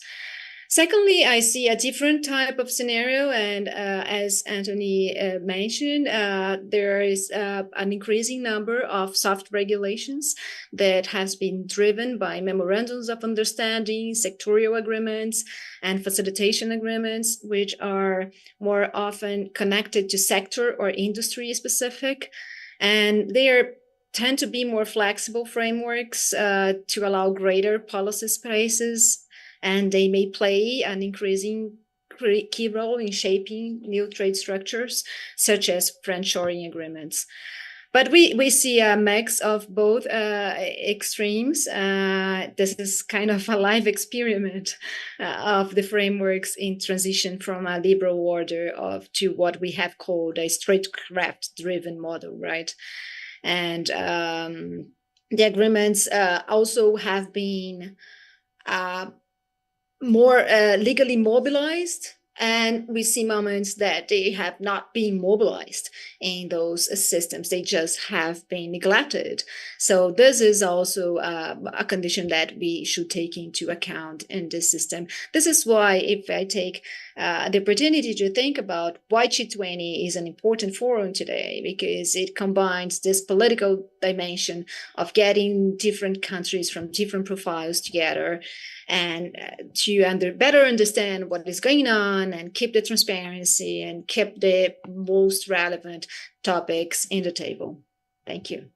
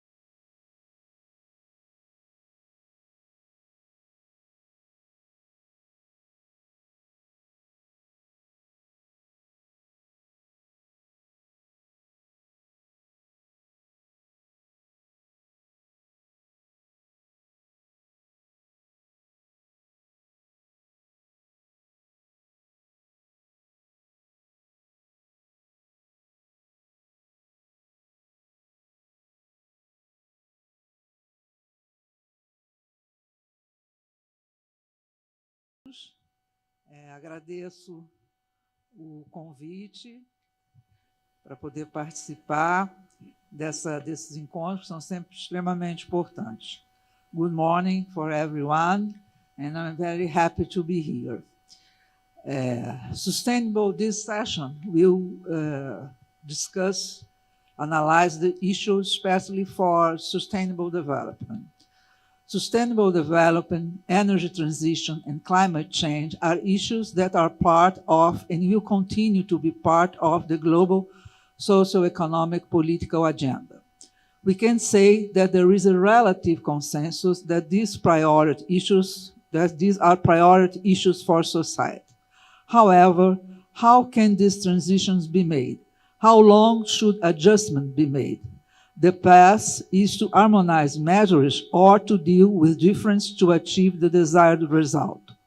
How can you ensure that these issues that affect production methods do not become vectors for deepening the gap between the global north and the global south? The agricultural issue, the issue of subsidies, and the exploitation of critical minerals are part of this agenda. The G20 does not have the power to deliberate in a moment of geopolitical tension. What can we expect? The idea is that it cannot deliberate, but it can make a lot of recommendations. The policy briefs will analyze some of these questions that are present on the debate on sustainable development, especially for countries in the global south. So we begin with the presentation of Carlos Coelho, that is from the International Relations Department of PUC. So the floor is yours. Thank you, Dia, and good morning, everyone. It's a pleasure being with you this morning. I think this is a conversation that we're having, and very thankful of all of the partners that made this possible. So our policy brief had contributions from different parts of the world, including Brazil, and one of our co-authors is here, Camila Amigo. If you raise your hand, Camila, so people know who you are. We also had input from South Africa, from India, from China, and from Germany as well. And I'll try to explain a little bit as to why that was the case. In our policy brief, we look at neo-protectionism, and more specifically on subsidies, and how it affects disproportionately the developing countries. And I have to say, we tried to put forth some recommendations that are surely not ideal, and this might be, I might be undermining our own work, but we never aimed for ideal. We aimed for what could be possible, what could be achievable in the current complex politics situation that we have in international trade. The G20 accounts for 85% of global economic output, 75% of international trade, 2/3 of the global population. So certainly is not the main forum for trade issues, but we feel, and we can go into detail later on, but we feel it might be the right forum to unlock some of the trade disputes and some of the trade issues that we have nowadays. You all know almost the horror story that trade is going on, is facing these days. And you know the origins to this as well. Just last week, I think Foreign Affairs had a text on the world abandoning the WTO. This has been going on for a while now. I was in Geneva for the WTO Public Forum. The mood was different. People were very hopeful that we can find a way out of the mess we're in, but it's not easy.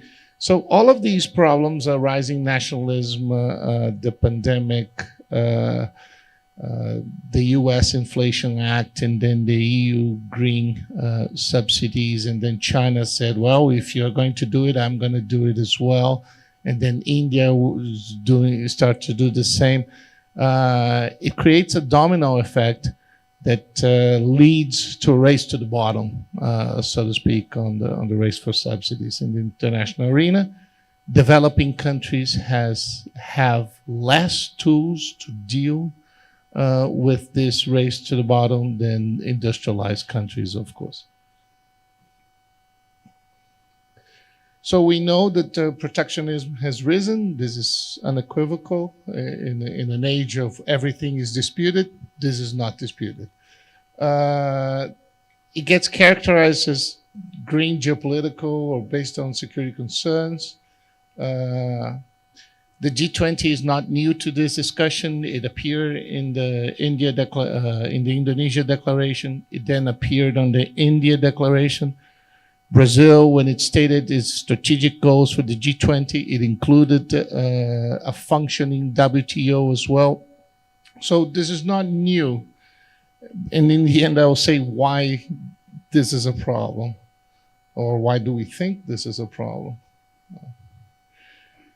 I think one set of new information that we bring in our policy brief is because at the same time that we were working on this, the majority of the authors were working on a project that interviewed more or less 1,000 experts on international affairs in Brazil, in South Africa, in India, and in Germany.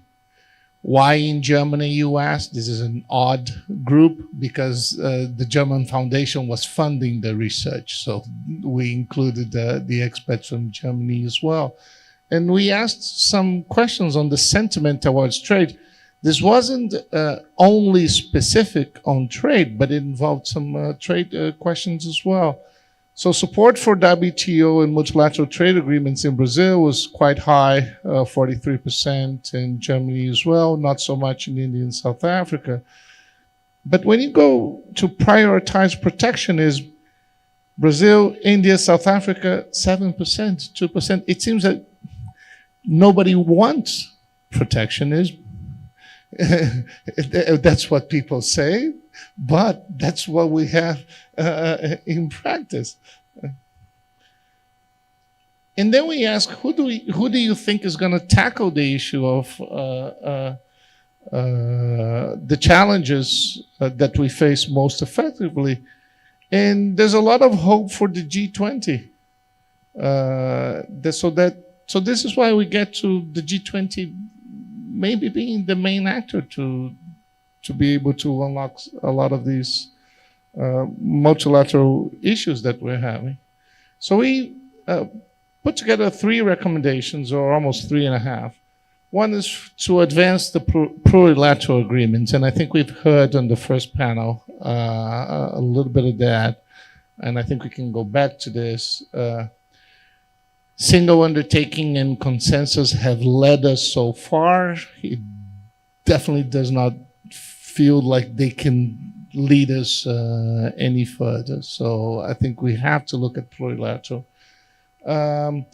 Build trade capacity in developing countries. Not all countries are large, not all countries are big. This is a large continental country that doesn't have as much trade capacity as people think when you look at Brazil, when you think of how much Brazil has in international trade. But in terms of capacity of operating these mechanisms and these structures, we don't have as much as people think. And we are Brazil, so other countries have much more difficulty in tackling those issues as well. Reglobalization, and certainly that is the most difficult one, through a revised and specific agreements on subsidies and increased transparency on the issue. I was glad to see Michelle was speaking about investment, and she mentioned transparency as well. And I think this is important for us. In terms of plurilateral agreements, I think I've already made my argument, and so I won't be redundant, is single undertaking and consensus do not seem like the way to go in where we are at right now. In terms of building trade capacity, our proposal or our recommendation is to mirror something that already exists. The International Monetary Fund already has several regional training centers, and we feel like the WTO could use that same model to build trade capacity in developing countries. Sending people to Geneva for 1 week or 2 week or short-term programs, we haven't seen this as a changing the fundamentals of capacity in developing countries. So, and this could, in an age where everything's controversial, this doesn't have to be controversial at all. This is something that everyone can support. This is certainly the most difficult one. Revised agreement on subsidies. Here we propose more clarification, and we're not asking for for the countries to agree on everything, but they need to have more clarification on what constitutes a subsidy, information on subsidies that is absolutely not notified to the WTO. That creates a problem for developing countries as well. Finally, transparency on notification. Here are the numbers of non-compliant countries for the last 3 rounds of information regarding notification regarding subsidies. So in 2017, 64 countries are still non-compliant to that. 75 in 2019, 88 on 2021. Again, this is operational issues that every time we talk about the WTO, we talk about the difficulties with dispute settlement, that dispute settlement mechanism. This has nothing to do with dispute settlement. This is operational issues that can be approached and could gather some good results. And then we come to the possible outcomes. And so the scenarios are, first, we understand the difficult situation that we are right now. So we're looking for achievable results. Our concern within the G20 is we already had Indonesia, we already had India. Having a functional WTO was clear in each of these declarations.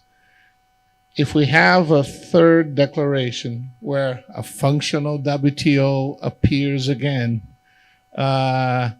it would seem like, in Portuguese we say letra morta, a dead letter.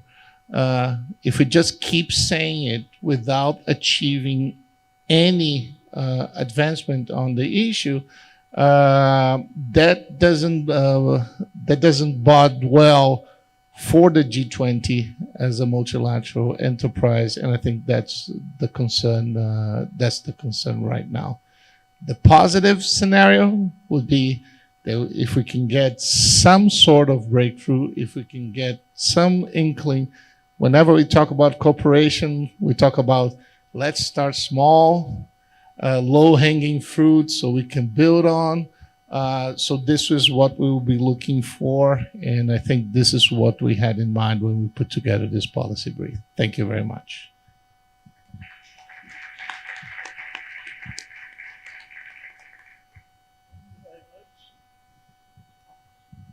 Thank you very much, Carlos, and very important points that you made. I am a fan of WTO. I think WTO has to be revived, and so we can discuss it later. So I pass now to Marcelo Regunga, that is from the group of Southern producing countries, Argentina, that will speak a very important thing for Brazil, the agriculture issue. Well, thank you very much. This is a document that we prepared with INSPER from Sao Paulo. We are, as a GPS, involving, it's a think tank involving the main agricultural organization from Argentina, Brazil, Paraguay, and Uruguay. And thank you for the invitation. And all our proposal is based or supported from these 4 issues that I think are the main vision that we need to have. The first point is climate change, food security are global problems. And global problems need global solutions, not unilateral solutions, because we must dialogue and we must recognize what happens in different regions. And there are main differences among regions. Second issue, main problem. We need to strengthen global governance. And in the case of WTO for trade, it's the center, and we need to rebuild or to look ways to strengthen again WTO, or at least second plurilateral alternatives if this could work better. Because these solutions are key for food security and the energy transition. On the opposite, trade restrictions work against value chain efficiencies. They reward inefficiencies, and we need to reduce costs, because at the end of the day, what happens is that the poor are losing more if we create more instances in which we limit trade. And finally, and very important, in the figure that you have there, projections to 2050 mention that every single sector should be net zero emissions by 2050. However, food production is the single sector that is supposed to be maintaining but not increasing the needs, while we need to increase supply. And the main issue there, the green sector there down, means that the single sector that can capture, that can sequester carbon is agriculture. Therefore, it's very important not to tax agriculture, but to find incentives to induce for better sequestration strategies in the different areas of the world. How are now we? We are just on the contrary. We are going in the wrong way. First, there is a lack of governance in WTO, in COP, so we don't have disciplines on trade and environment. And probably if we want to rebuild WTO, we could have a similar to what we negotiated in WTO when we initiated the WTO. We discussed for many years the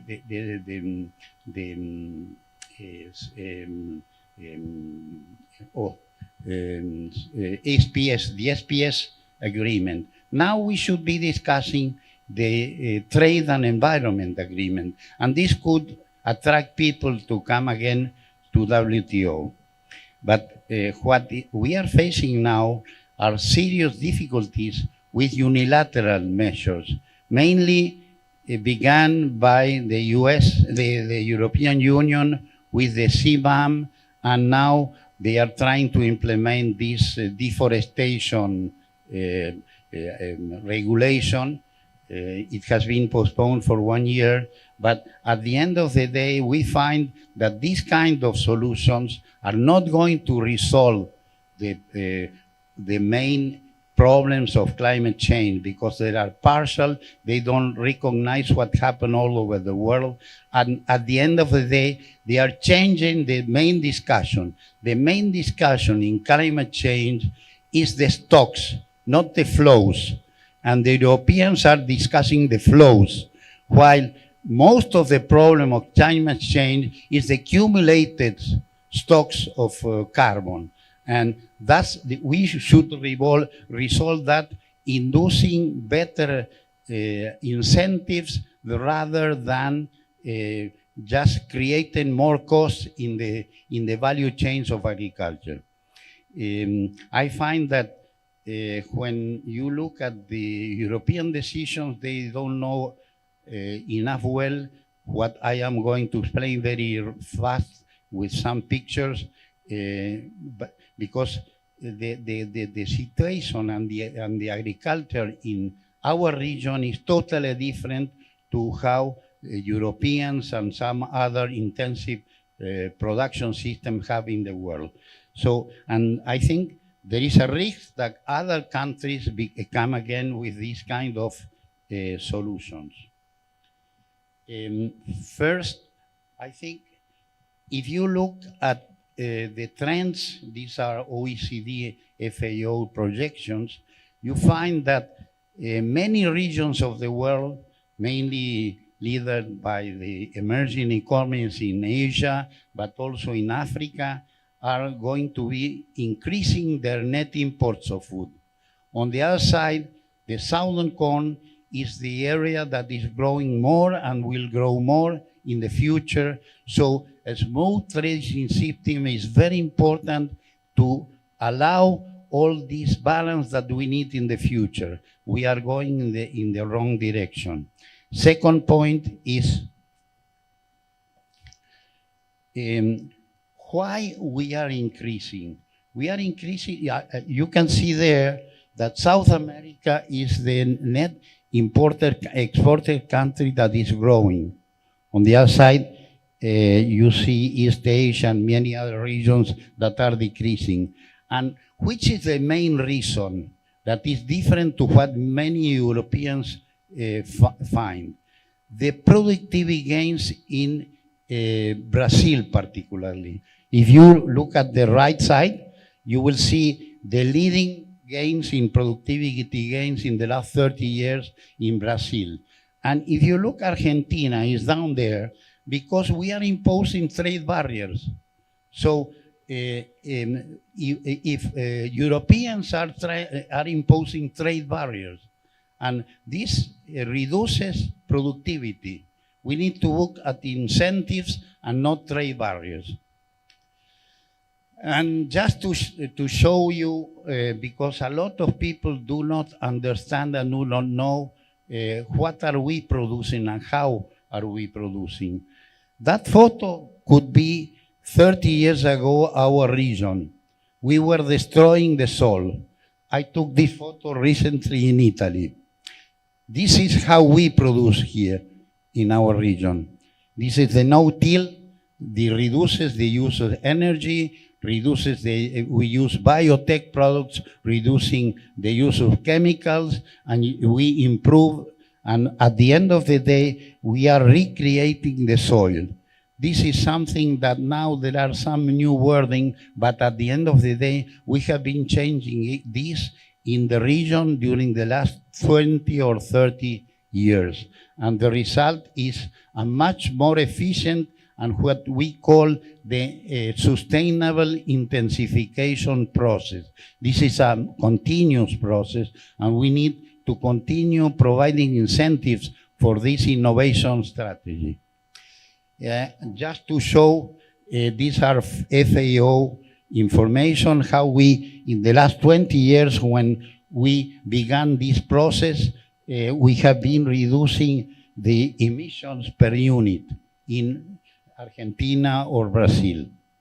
So, to conclude, we find that we need to revive the WTO, and we need to find out which are the alternatives that and incentives, or at least some, let's say, second best, like plurilateral agreements that could be there. But we put in our proposal some technical specific proposals that this is cultivate dialogue. I think most of the regions of the world need to change their production system, moving to our system, because when we are discussing, for instance, deforestation, the UDR 1115 regulation could reduce some thousands of hectares, because most could be exported from areas that are already deforested. When we look at how many hectares we are destroying in the world every year, there are millions. Most of agriculture in Europe, most of agriculture in Africa, most of agriculture in Asia are destroying the soil and the life of the soil, which is the main place where we are going to capture carbon. And so we need to change that. And to change that, what we need is a smooth trading system to allow some regions to import with a low cost. And this is the main challenge, and most of what we have been proposing here is reducing and eliminating constraints on food imports and export to enhance supply-demand alignment, combat proliferation of unjustified non-tariff barriers, and reinforce the commitment of G20 countries to base trade measures on scientific evidence, facilitated informed decision-making and policy implementation. Thank you very much. Thank you very much, Marcelo. There is a huge agenda, and in this case, the southern countries are the example, I understand, for the world. The next speaker is Dr. Luciana Giotto from the International Institute in a virtual presence. Hello, can you hear me? I seem to be really big in that screen. Thanks for having me here. I'm speaking on behalf of my research team in the Transnational Institute. The Transnational Institute, TNI, is a think tank based in the Netherlands, but there are researchers all over the world. I am also a researcher in the National System of Research in Argentina, CONICET. And we have been working on trade agreements for 20 years now, especially, of course, since the region in Latin America has been super active in the negotiation and signing of trade agreements. The first thing that I wanted to bring here to this discussion is that we have been working, and this is what I want to discuss today, we have been working on the evolution of trade agreements. This means that we have seen that in the past 30 years now since NAFTA, there have been several changes in trade agreements. What does this mean? This means that trade agreements have evolved according to the necessities, to the needs of capitalism in general and globalization in particular. What this means is that we see that the NAFTA agreement, for example, in 1994, is really different to the agreements that we see today. When we analyze all the texts, we see the differences. And what are the differences today? Well, what we see is that in the past 5 or 6 years, the European Union has been one of the main players in these changes in the evolution of the trade agreements, especially when we see the inclusion of energy and raw materials chapters inside the trade agreements that the European Union is negotiating and also signing. So this shows, and this we have worked in several papers that I cannot bring here, but I'm open to discussing that also, this hypothesis, to see how the needs of free flow of capital and free access to raw materials all over the world has led to these changes in the evolution of trade agreements. So why do we focus on the European Union? First, as I was saying, is that we have seen that the European Union is now one of the main players in the signature and the negotiation of trade agreements. Not so much the United States, not so much China, although China is signing, especially, for example, we have seen recently, we have seen a negotiation of an trade agreement with Ecuador, and we see also that some other countries like Honduras is willing to negotiate a trade agreement, or Uruguay in the Mercosur region they are willing to sign a trade agreement with China. But what we see is that when we try to relate trade with energy transition process, what we see is that there are two main topics that the European Union has brought to the discussion of trade. One is the securitization. This analysis that was brought also in the previous discussion, in the previous panel, that relates to this idea of having security issues inside trade agreements. Where do we see this? Well, we see this because that is the second element. We see that the European Union does not have the access to all the critical raw materials it needs in order to compete with the United States and China in this process of reindustrialization, reindustrialization towards energy transition. So what is the European Union doing right now? The European Union is negotiating these trade agreements in order to guarantee access or the supply to critical raw materials in different parts of the world. This is part of the evolution of the trade agreements. What the European Union has done is to include in the trade agreements chapters that go directly to the heart of this problem, which is energy and raw materials chapters. These are new. We don't see the US doing that. The US strategy has been more on signing memorandums of understanding with different countries. The European Union is also doing that. For example, it is part of the Critical Raw Materials Club. It is signing strategic partnerships, for example, with countries like Brazil, Argentina, Chile, Uruguay, and many other countries that have signed these partnerships. With also another strategy is part of the Global Gateway, where these countries are promised a big amount of investments related to energy transition. For example, in green hydrogen projects, Brazil was promised $2 billion investments. Also with the Democratic Republic of Congo, for example, this partnership has been signed in search of cobalt, guaranteed access to cobalt. But in the case of the trade agreements, what we see is that the European Union has been negotiating with some of the countries that are key players because they are the owners of these critical raw materials, and this brings the discussion on how to get access to these materials. And the European Union has been using the trade agreements in order to do that. For example, which countries are the ones that have been negotiating with the European Union? Chile and Mexico are two countries that have renegotiated their old agreements that belong from the first years of the 2000s. And we are talking about two countries that have a huge amount of lithium, but other minerals as well. For example, copper, or that is one of the critical raw materials, lithium, copper, for example, in these cases. There are other cases. Indonesia has nickel, and Indonesia is one of the countries that has shown maybe an interesting will to industrialize, and actually it has banned the export of raw nickel, for example, and other raw materials in a raw shape.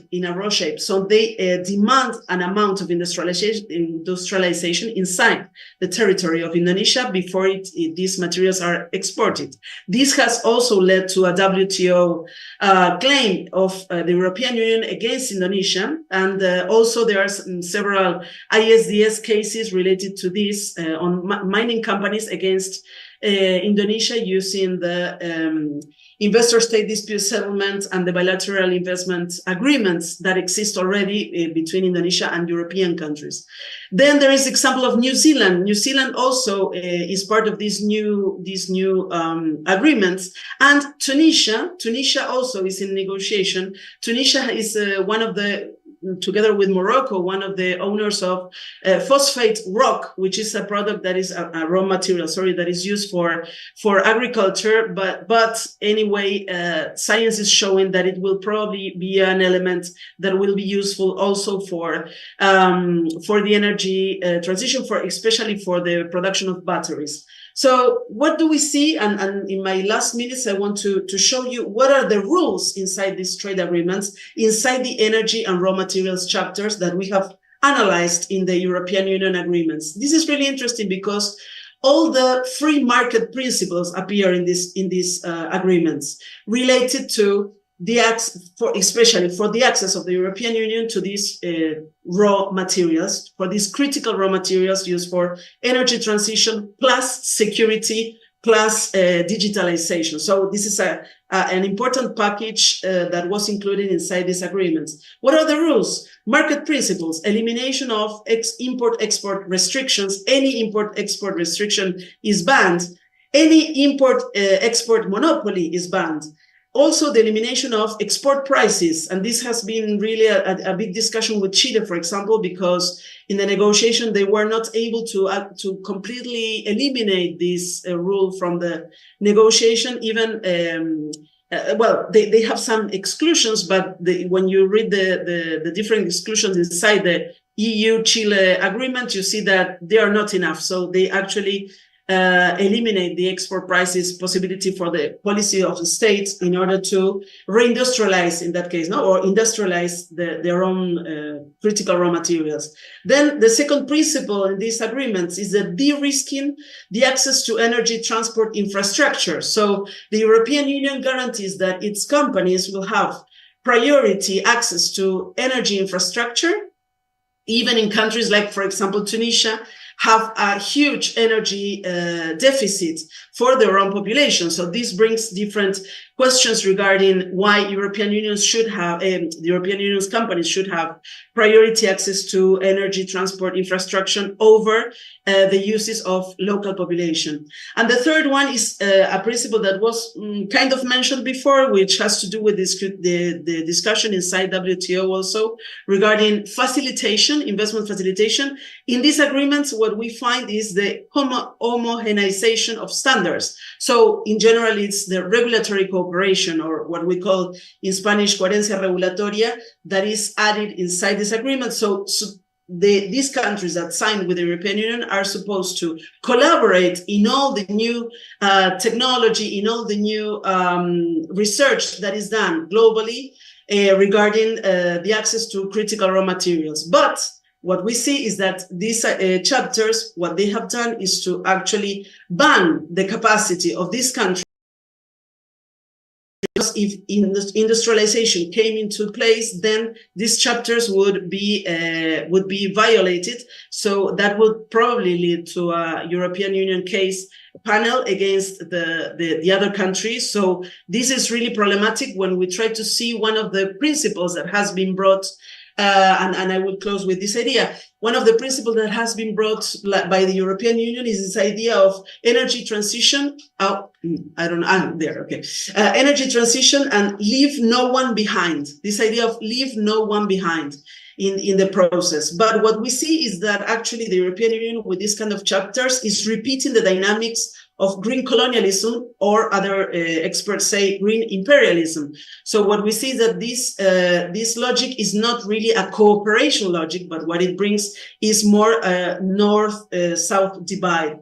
And then the last part that I want to bring is that what we see is with this kind of trade agreements, with this kind of chapters, there is no possibility of a just and fair and green energy transition for all the world. So it will actually improve the power of European companies in their competition with US companies and Chinese companies, but that doesn't necessarily mean that it will bring more development and more industrialization in the countries that signed these agreements with the European Union. thank you very much for the time. And this is what we wanted to bring to this discussion. Thank you.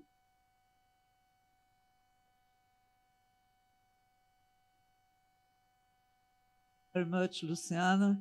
You brought a very important issue that is all this transformation, climate change, energy transition will widen the gap between the North and the South or not. Finally, we have Paula virtually as well from FGV-RIO, okay, and Gustavo Miller about the forest regulation. Thank you very much. Well, I'm going to begin sharing my screen. Just a second.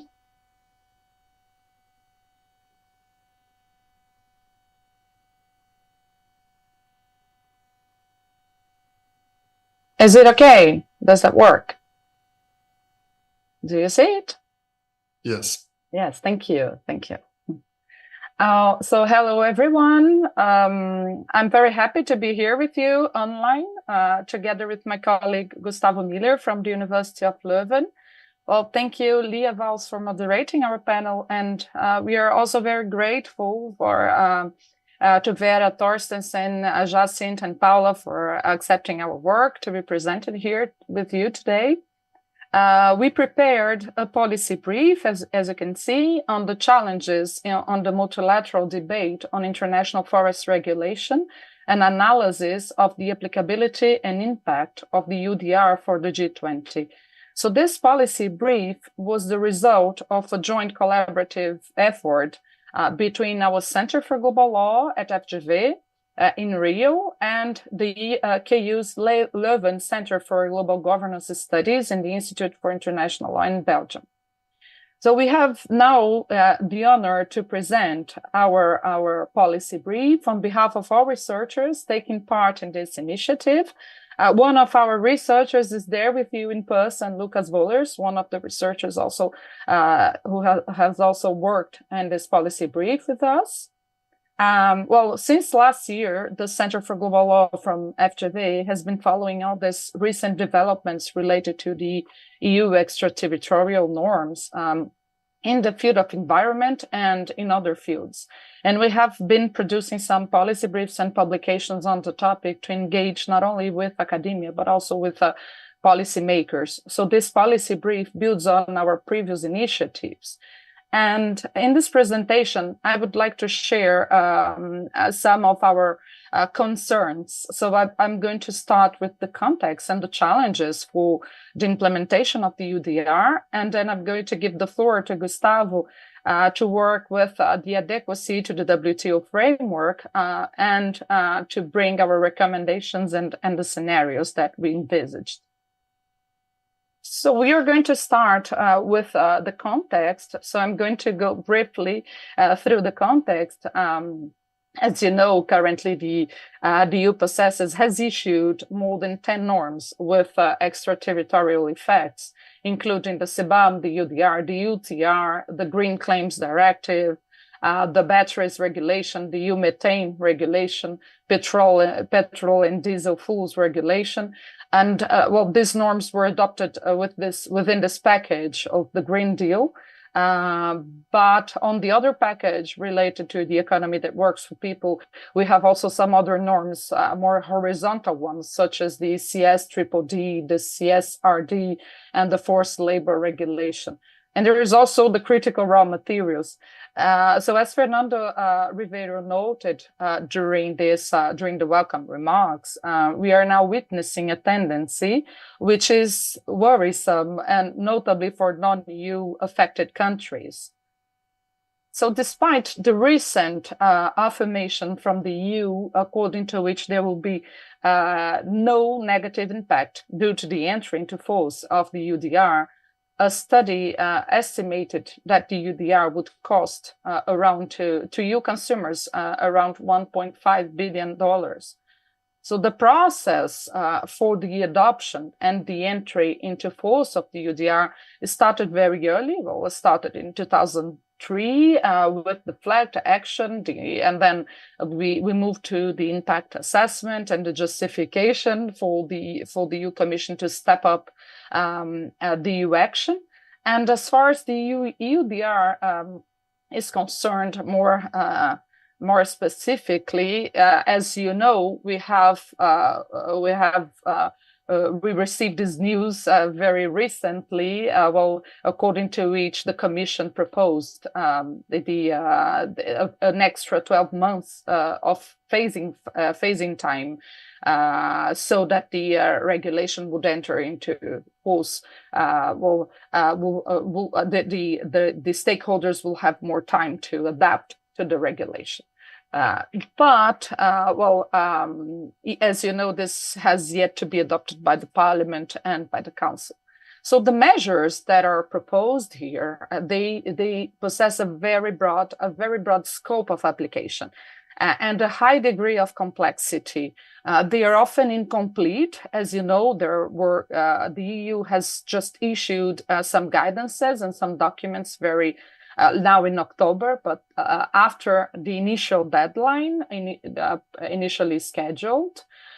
So these are incomplete in terms of requirement in the regulation. They have a plurality of objectives. So that is to say, they do not only tackle sustainability issues, but they also tackle issues of competitiveness. So as you can see, there is an increasing reliance on due diligence obligations because the EU does not necessarily trust in national certification mechanisms. And there are also some mandatory standards imposed by the EU with direct obligations applicable to EU companies with a cascade effect to foreign companies. The EU member states, as you can see, they were supposed to indicate their designated authorities by December 2023. However, by 9 October, only 21 member states have indicated their competent authorities according to Article 14 of the regulation. Now we move to the challenges. And I have some more minutes before passing the floor to Gustavo. Well, I'm just going to cite these challenges as we don't have time to go through them. They concern the conceptual challenges and also some missing documents that were recently released now in October. The information system mechanisms, for example, regarding traceability, certification, and also data collection. And here we brought some more details on the conceptual challenges that we won't have time to go further into them, but just to give an idea of the legal and illegal risk assessment of non-producing countries, definitions for SMEs, and definitions of forests. So there's also a lot of doubt concerning the EUDR's key definitions, such as operators and traders. And as I mentioned, on the 1st October, the EU issued a series of supporting documents, and they were supposed to be published by September or earlier. And these documents, they concern the guidance, the frequently asked questions that has been updated, the strategic framework for cooperation, and the information system user guide. But there are still some documents that are missing, such as the benchmarking methodology and the assessment for scope expansion to other wooded land. So all these issues will have an impact, and we have some recommendations regarding them. And this is just a list of all these documents that have been recently released. So as you can see, and so there was some concerns that have been voiced by some associations and by EU and non-EU governments regarding the information system, for example, the format of the files, the size of the files. There are very technical issues that have been discussed. Well, in terms of we are going to skip the information system, as I have already mentioned. In terms of the training sessions, as you can see, Well, we have just, the EU has just started the first training sessions, and now today the EU has opened up the subscriptions for the following the second and training session, because the first one was opened up just for an hour, and then afterwards nobody could get to the system because there were not enough spots for everyone. Well, and so this is just to give you an idea on the issues that we discussed in our policy briefs. And finally, in terms of certification traceability, a key concern regarding the UDR's implementation relates to the lack of clear guidance on producer certification. So countries like Brazil have established robust certification and traceability systems, including the coffee sector. But there is uncertainty whether any national certification will be indeed recognized, given the unclear criteria of the regulation, the lack of clear guidelines. So as you can see, there are several challenges that need to be addressed.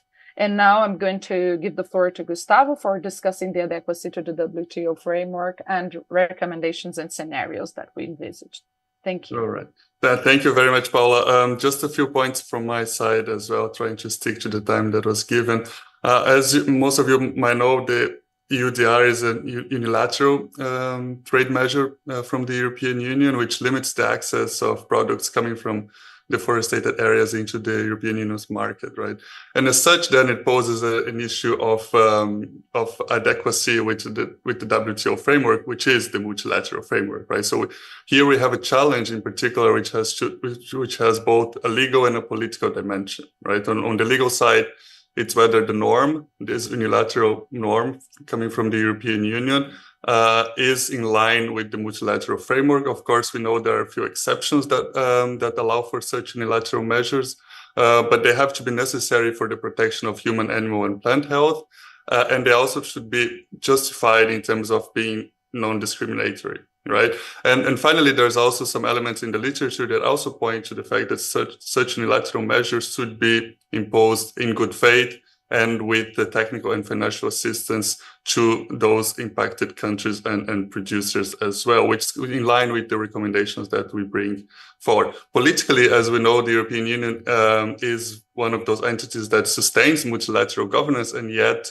these unilateral measures, such as the EUDR, of course, they might be in contradiction with that support. Now, moving on to the recommendations. What we recommend for the G20 goes in line with the ideas of mutual recognition of a certification and traceability, flexibility in terms of the implementation, and also more time and equity when it comes to the implementation and the adaptation of both the producing countries, but also, as we have seen in recent weeks, also for the importers on the European Union side that also need extra time for adaptation. So we basically recommend a few elements here that go in line with the G20 serving as a platform, connecting both Global North and Global South.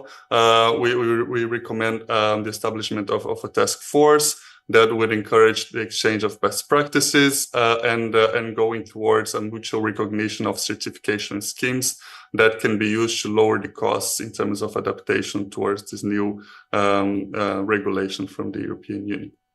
Now, if these recommendations are adopted, and we have then proposed a few scenarios, we actually have two scenarios, one very positive and one very negative. We of course are aware that the world is not black and white, and the reality will probably be somewhere in the middle.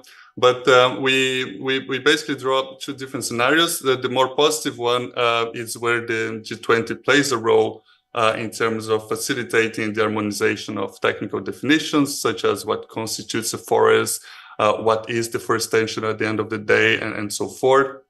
And also plays a role in terms of facilitating the recognition of various certifications, because of course, the European Union is not the only actor in trade that has its certification schemes. Many countries do have, especially those affected by EUDR.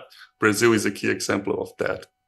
if all these recommendations are implemented, and if G20 plays its role, we do believe that we're going to reach a scenario of consensus and a more effective implementation of EUDR, understanding, of course, that the measure itself is not going anywhere, right? It's there to stay. So it's really key to play a facilitating role in terms of trying to find consensus and trying to find an implementation that reduces the cost of adaptation.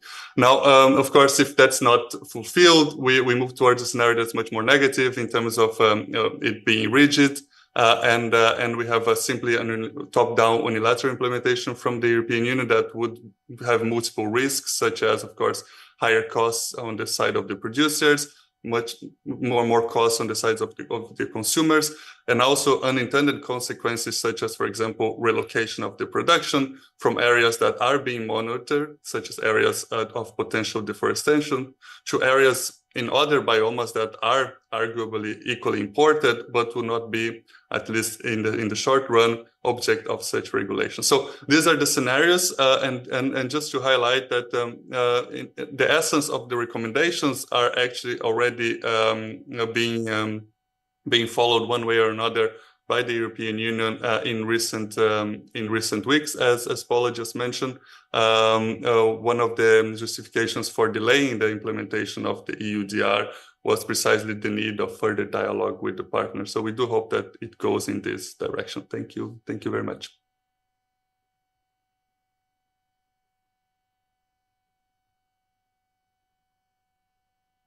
I don't know how many time we have, or don't we have any time at all? 10 minutes, okay. Oh, first of all, I want to thank you, everyone. And I will make some comments, quick comments, and then some questions, okay? I think all the presentation has something in common. That is the worry about how these measures can, in reality, worsen the disequilibrium between the North and South, and also the importance of WTO. Okay, you all know that WTO is plurilateral. Okay, the idea of single undertaking and multilateral is very difficult. But all these issues as well brings the idea that even in plurilateral, the issue of special treatment, difference treatment has to be tackled. Okay, we don't. If you want to have a better word in some sense, we cannot treat the countries as in the Uruguay round, asking them, all of them, to have the same rules. In this sense, I want just to make some comments in each of the papers, okay? In the case of Carlos, I think he talked more about subsidies in the general way, and it's a very specific question. I don't want anyone to solve. If you have how to solve this problem, it certainly will not be here. One problem is the issue of subsidies, industrial subsidies, okay? You think one of the possibilities is to tackle the issue of industrial subsidies as the agriculture sector does, dividing between good subsidies in terms of energy transition, no one is in dispute, but to have a more clarification about the subsidies in yellow, green, I don't know, blue boxes. In case of Marcelo, I think you idea, when I read, is very interesting, but the idea that Brazil, Argentina can be an example for the world, okay, in terms of how they use agriculture. But to be effective, how do you think about, and to the other countries to understand this, because if you take out subsidies for poor, very poor, important countries, the price will go up, okay? And they will be more poor. So don't you think it's very important for Brazil, for Argentina, to have a really assistance programs of technical cooperation, of technology transfer, especially in agriculture, as Brazil is the third main exporter of agricultural product, really to give an example, okay? Let's just not say, okay, Europeans, but how can you do it? Okay. In terms of the minerals, I think was very interesting but I'm not very sure, because poor country has they are interested in having more money, and they have these minerals to exploit. How do you can think, what kind of cooperation, how can you force, in some sense, some countries to add value when they have this exploration? I don't imagine that very poor countries have the institutional government to resist for some of this kind of offers. And I think it's not only European Union, okay? The Belt and Road in China, for some people, also is a way of exploiting the minerals in some countries. As well, in the United States, we have also now the Mineral Act, okay? It's a bipartisan act that have some idea in this sense. And for us here in South America, the idea, the question will be that we can have an united South America, but we don't have to deal with this situation, okay?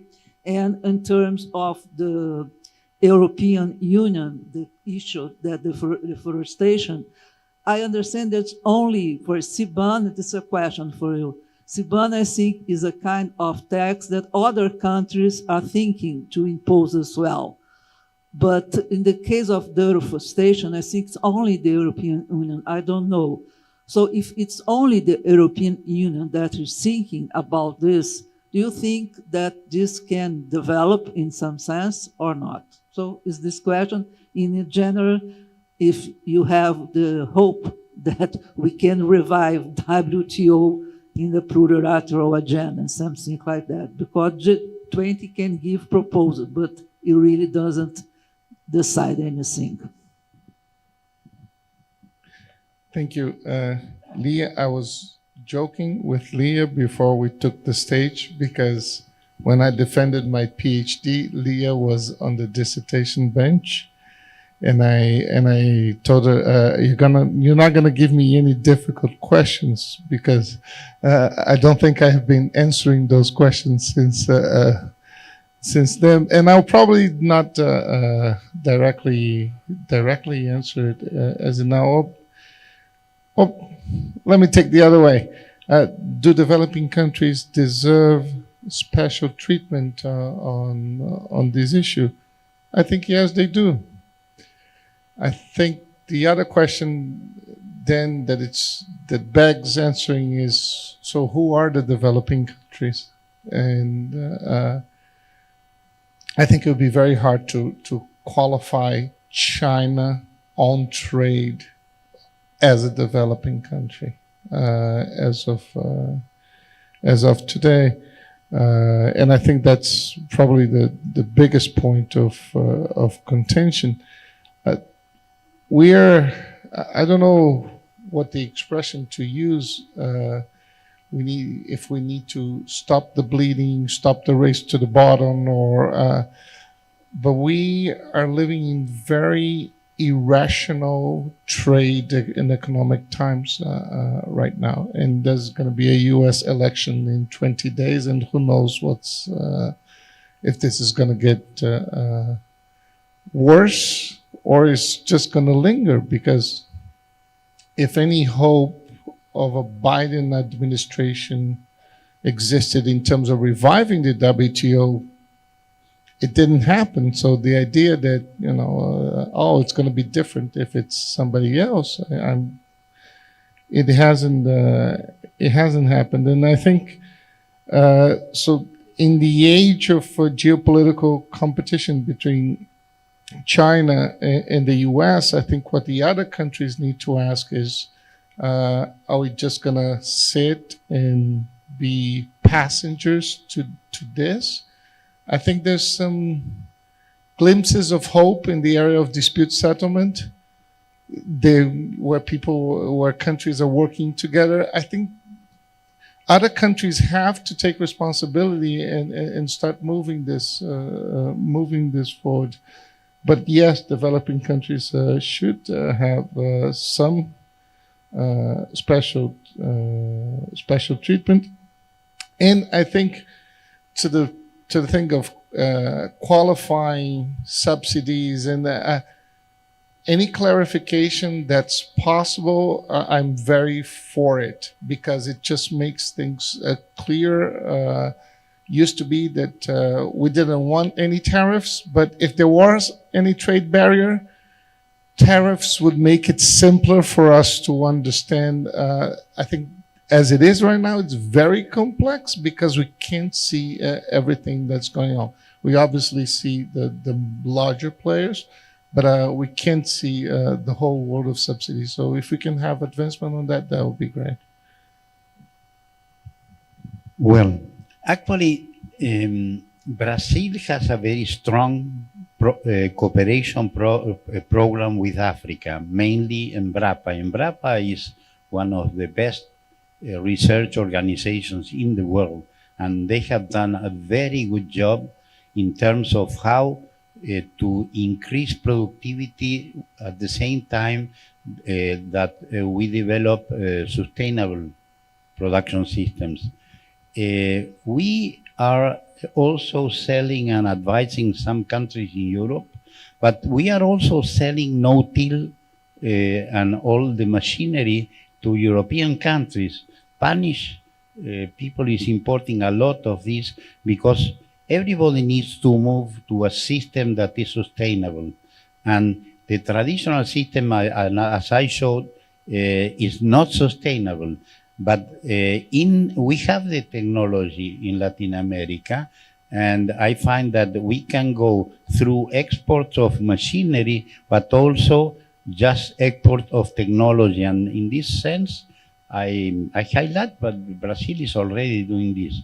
I think that the main problem that is behind all these issues is that we need more dialogue on which is the roadmap to resolve the problem of climate change through different tools and incentives. And this is a key point, and I find that if we discuss seriously which are the best measures, and if there are incentives or taxes, this could be a debate that could be a good dialogue for the future. And probably G20 countries should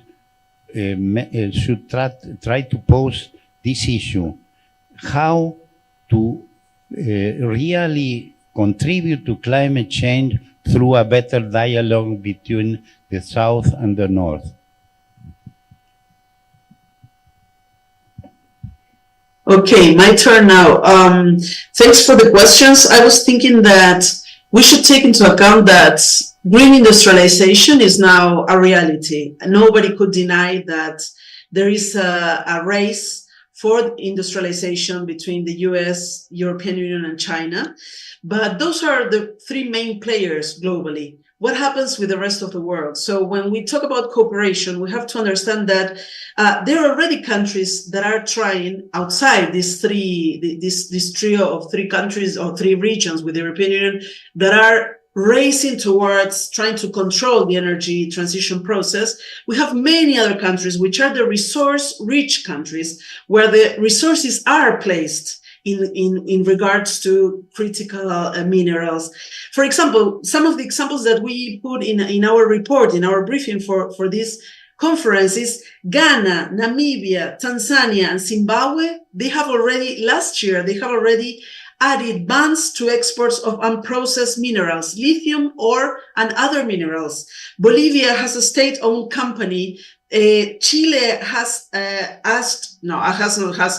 ordered companies to partner with the state for lithium exploitation. Mexico has nationalized the lithium production. So it's not that countries are not trying to move towards a different matrix, a different profile of how they can approach the extraction and industrialization. Countries in the South also want to industrialize. But what do we find here?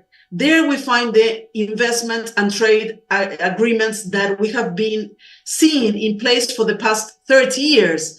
Some of the bilateral investment treaties that our countries have signed with European countries, with the US, include technology transfer bans. So what are we talking about? If there is this idea of leave no one behind, but then on the other hand, you force, you oblige, you add this kind of rules inside the trade agreements. You don't discuss the bilateral investment treaties with ISDS that are in place already for 30 years.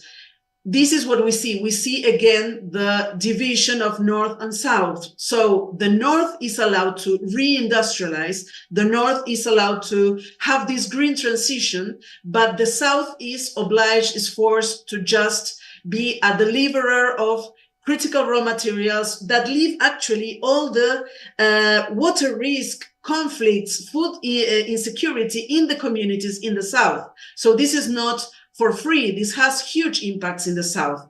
But if we don't open that discussion, and the G20 would be a suitable fora for this discussion, because it's where we will find many of these industrialized countries, and then also many of the countries in the South. If the WTO is not the suitable place, then let's bring this to the G20.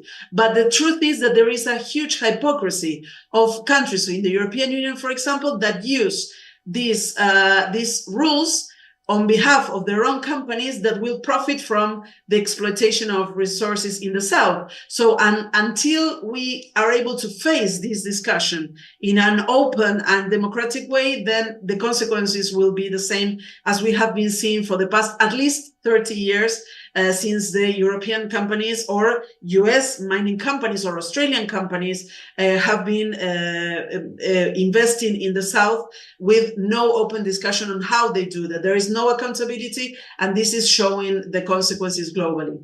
Thank you.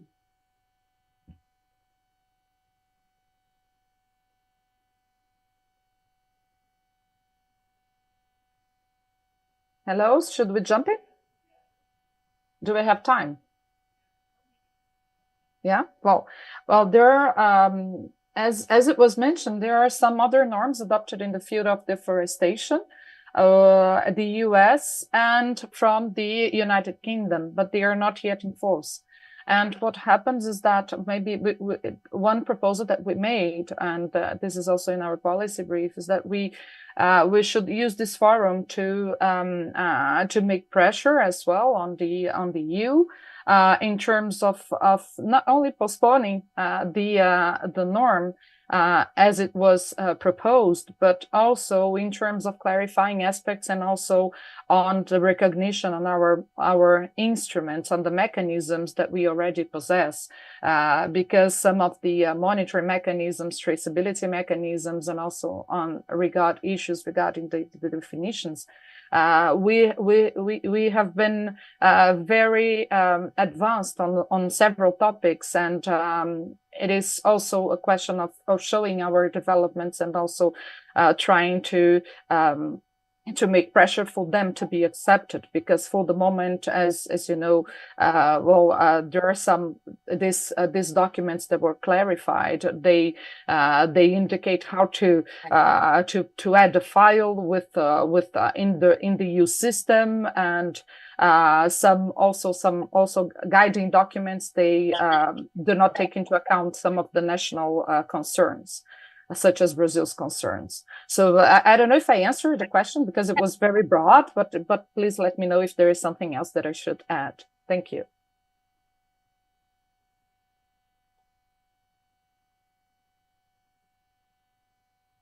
Thank you, everyone. You have answered, okay? And thank you for this panel. It was very interesting, and I strongly recommend. There are a lot of students here to read the policy brief, okay? It's a very important contribution in all of the groups, and I think you learn a lot, okay? Thank you very much. And now I think we are back to the... Can you jump to the conclusions? Yes, now we are going to the conclusions. Please. Well, I don't know if you are seeing me, but I was attending all the time. I listened with a lot of attention all the presentations, and I can tell you that it was amazing. It was a superb panel. I am the first words I want to say is to thank deeply Anthony, Paula, and Jacinth, It was a superb panel. Thank you very much for your organization. And then I would like to thank Liana and Leah. The two of them were the co-chairs of our task force, and the debate was really very good. Well, I'm talking from Berlin, and what I'm doing here, more or less the same thing. We are discussing here geoeconomics and trade. Look, if you some very quick points on what I listen. If you go to remember what we discussed 2 years ago, is about digital problems and environment.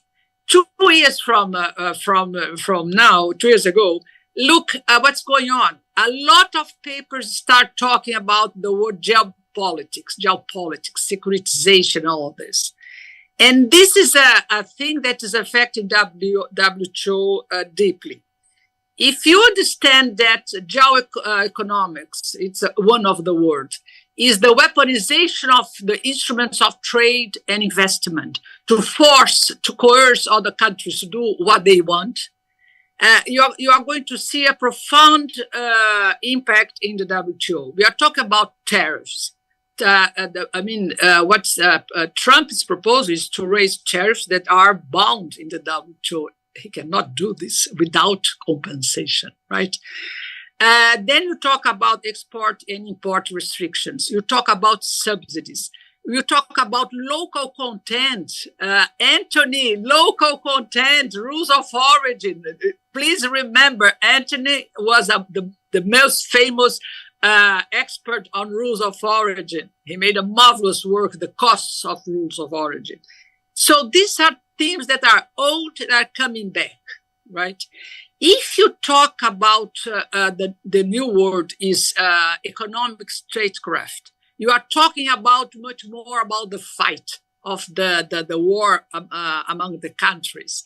And this can explain why WTO is in the crisis, and can explain why India is blocking everything. India blocked again the ministerial conference, and there is no way that the G20 or the big countries can move India. And India is blocking because she's saying that she cannot get what she wants in the Uruguay round, right? Now, if you go to the third word, is economic security, and this is a really interesting issue. You are talking on not complying with the WTO rules because of security reasons. And how can you do this? First, you have to define what are security goods and service, right? To use the Article 21. And Article 21 said clearly that is only doing wars that you can do this. And now you are using security reasons in a lot of examples. And there's the solution for this that I heard is about how about the security safeguards, is about having a security committee or compensating for the affected country because he's not doing anything wrong, right? So this just to show how the discussion is evolving and how we need to have another seminar to go on, because all of you really touch the main issues, how to deal with it. And the second point is I love the discussion preferential trade arrangement. Why? Because this shows that WTO is not dead. There are 400 offsprings of WTO. And these agreements are really moving on. They are talking about security. They are talking about digital. I'm reading a lot about the digital, the flows of capital, the regulation that these new agreements are proposing. And my third point is, and I'm really worried about, because all the discussion of weaponization of the instruments of trade on investment and screening and sanctions and all of this, all these items are dividing the world. And you have the countries that are choosing to stay in the side of China, countries that decided to stay in the side of the United States. But how about us, the middle countries? This is the new name. What we can do to choose the way or not choose the way and be neutral. And to conclude, and I think that all of the presentations say clearly and point clearly to the importance of having a system that is working again. And this was the main conclusion of our Task Force 4. Because at the end, and please take a look of the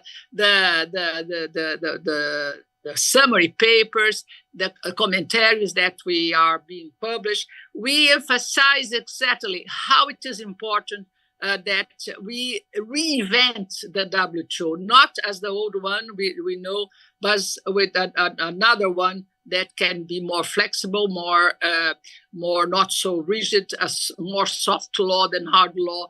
And even so, having some kind of new dispute settlement or arbitration or a system that can more or less force the countries to do this. And so this, I think, are the main conclusions. And I want again to thank Anthony, Paula, and Jacinta, and the ladies, Leah and Liane, for splendid work they did. It was a pleasure to stay calm here, just watching, and really, and let's see if we can organize another seminar to talk a little bit more on this new step of the trade that is geoeconomics. So thank you very much, boys and girls, and it was a pleasure here to listen to you. Thank you.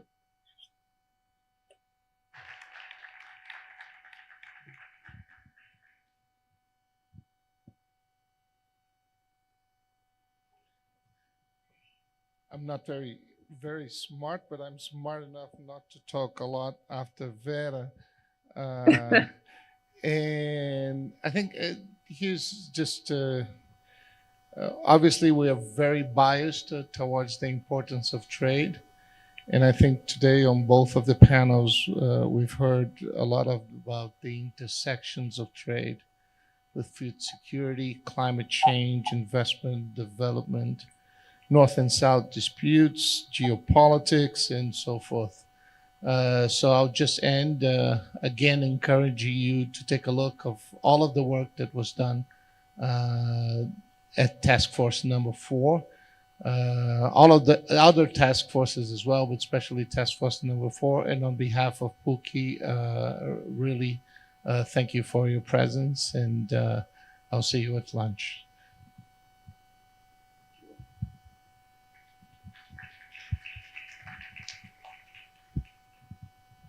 So thank you, Vera. Thank you, Carlos, for these closing remarks. As Carlos said, it's just impossible to do a better job than Vera to summarize the results of this conversation. I'm not going to try to do that. We have also here a marvelous piece of art that summarizes also in a very different way this conversation. I'm not sure how we're going to make available, but probably it's going to be on the website, so will let us know how to take advantage of this work that has been done. I mean, my role here is just to, again, thank you, the people who has made this possible.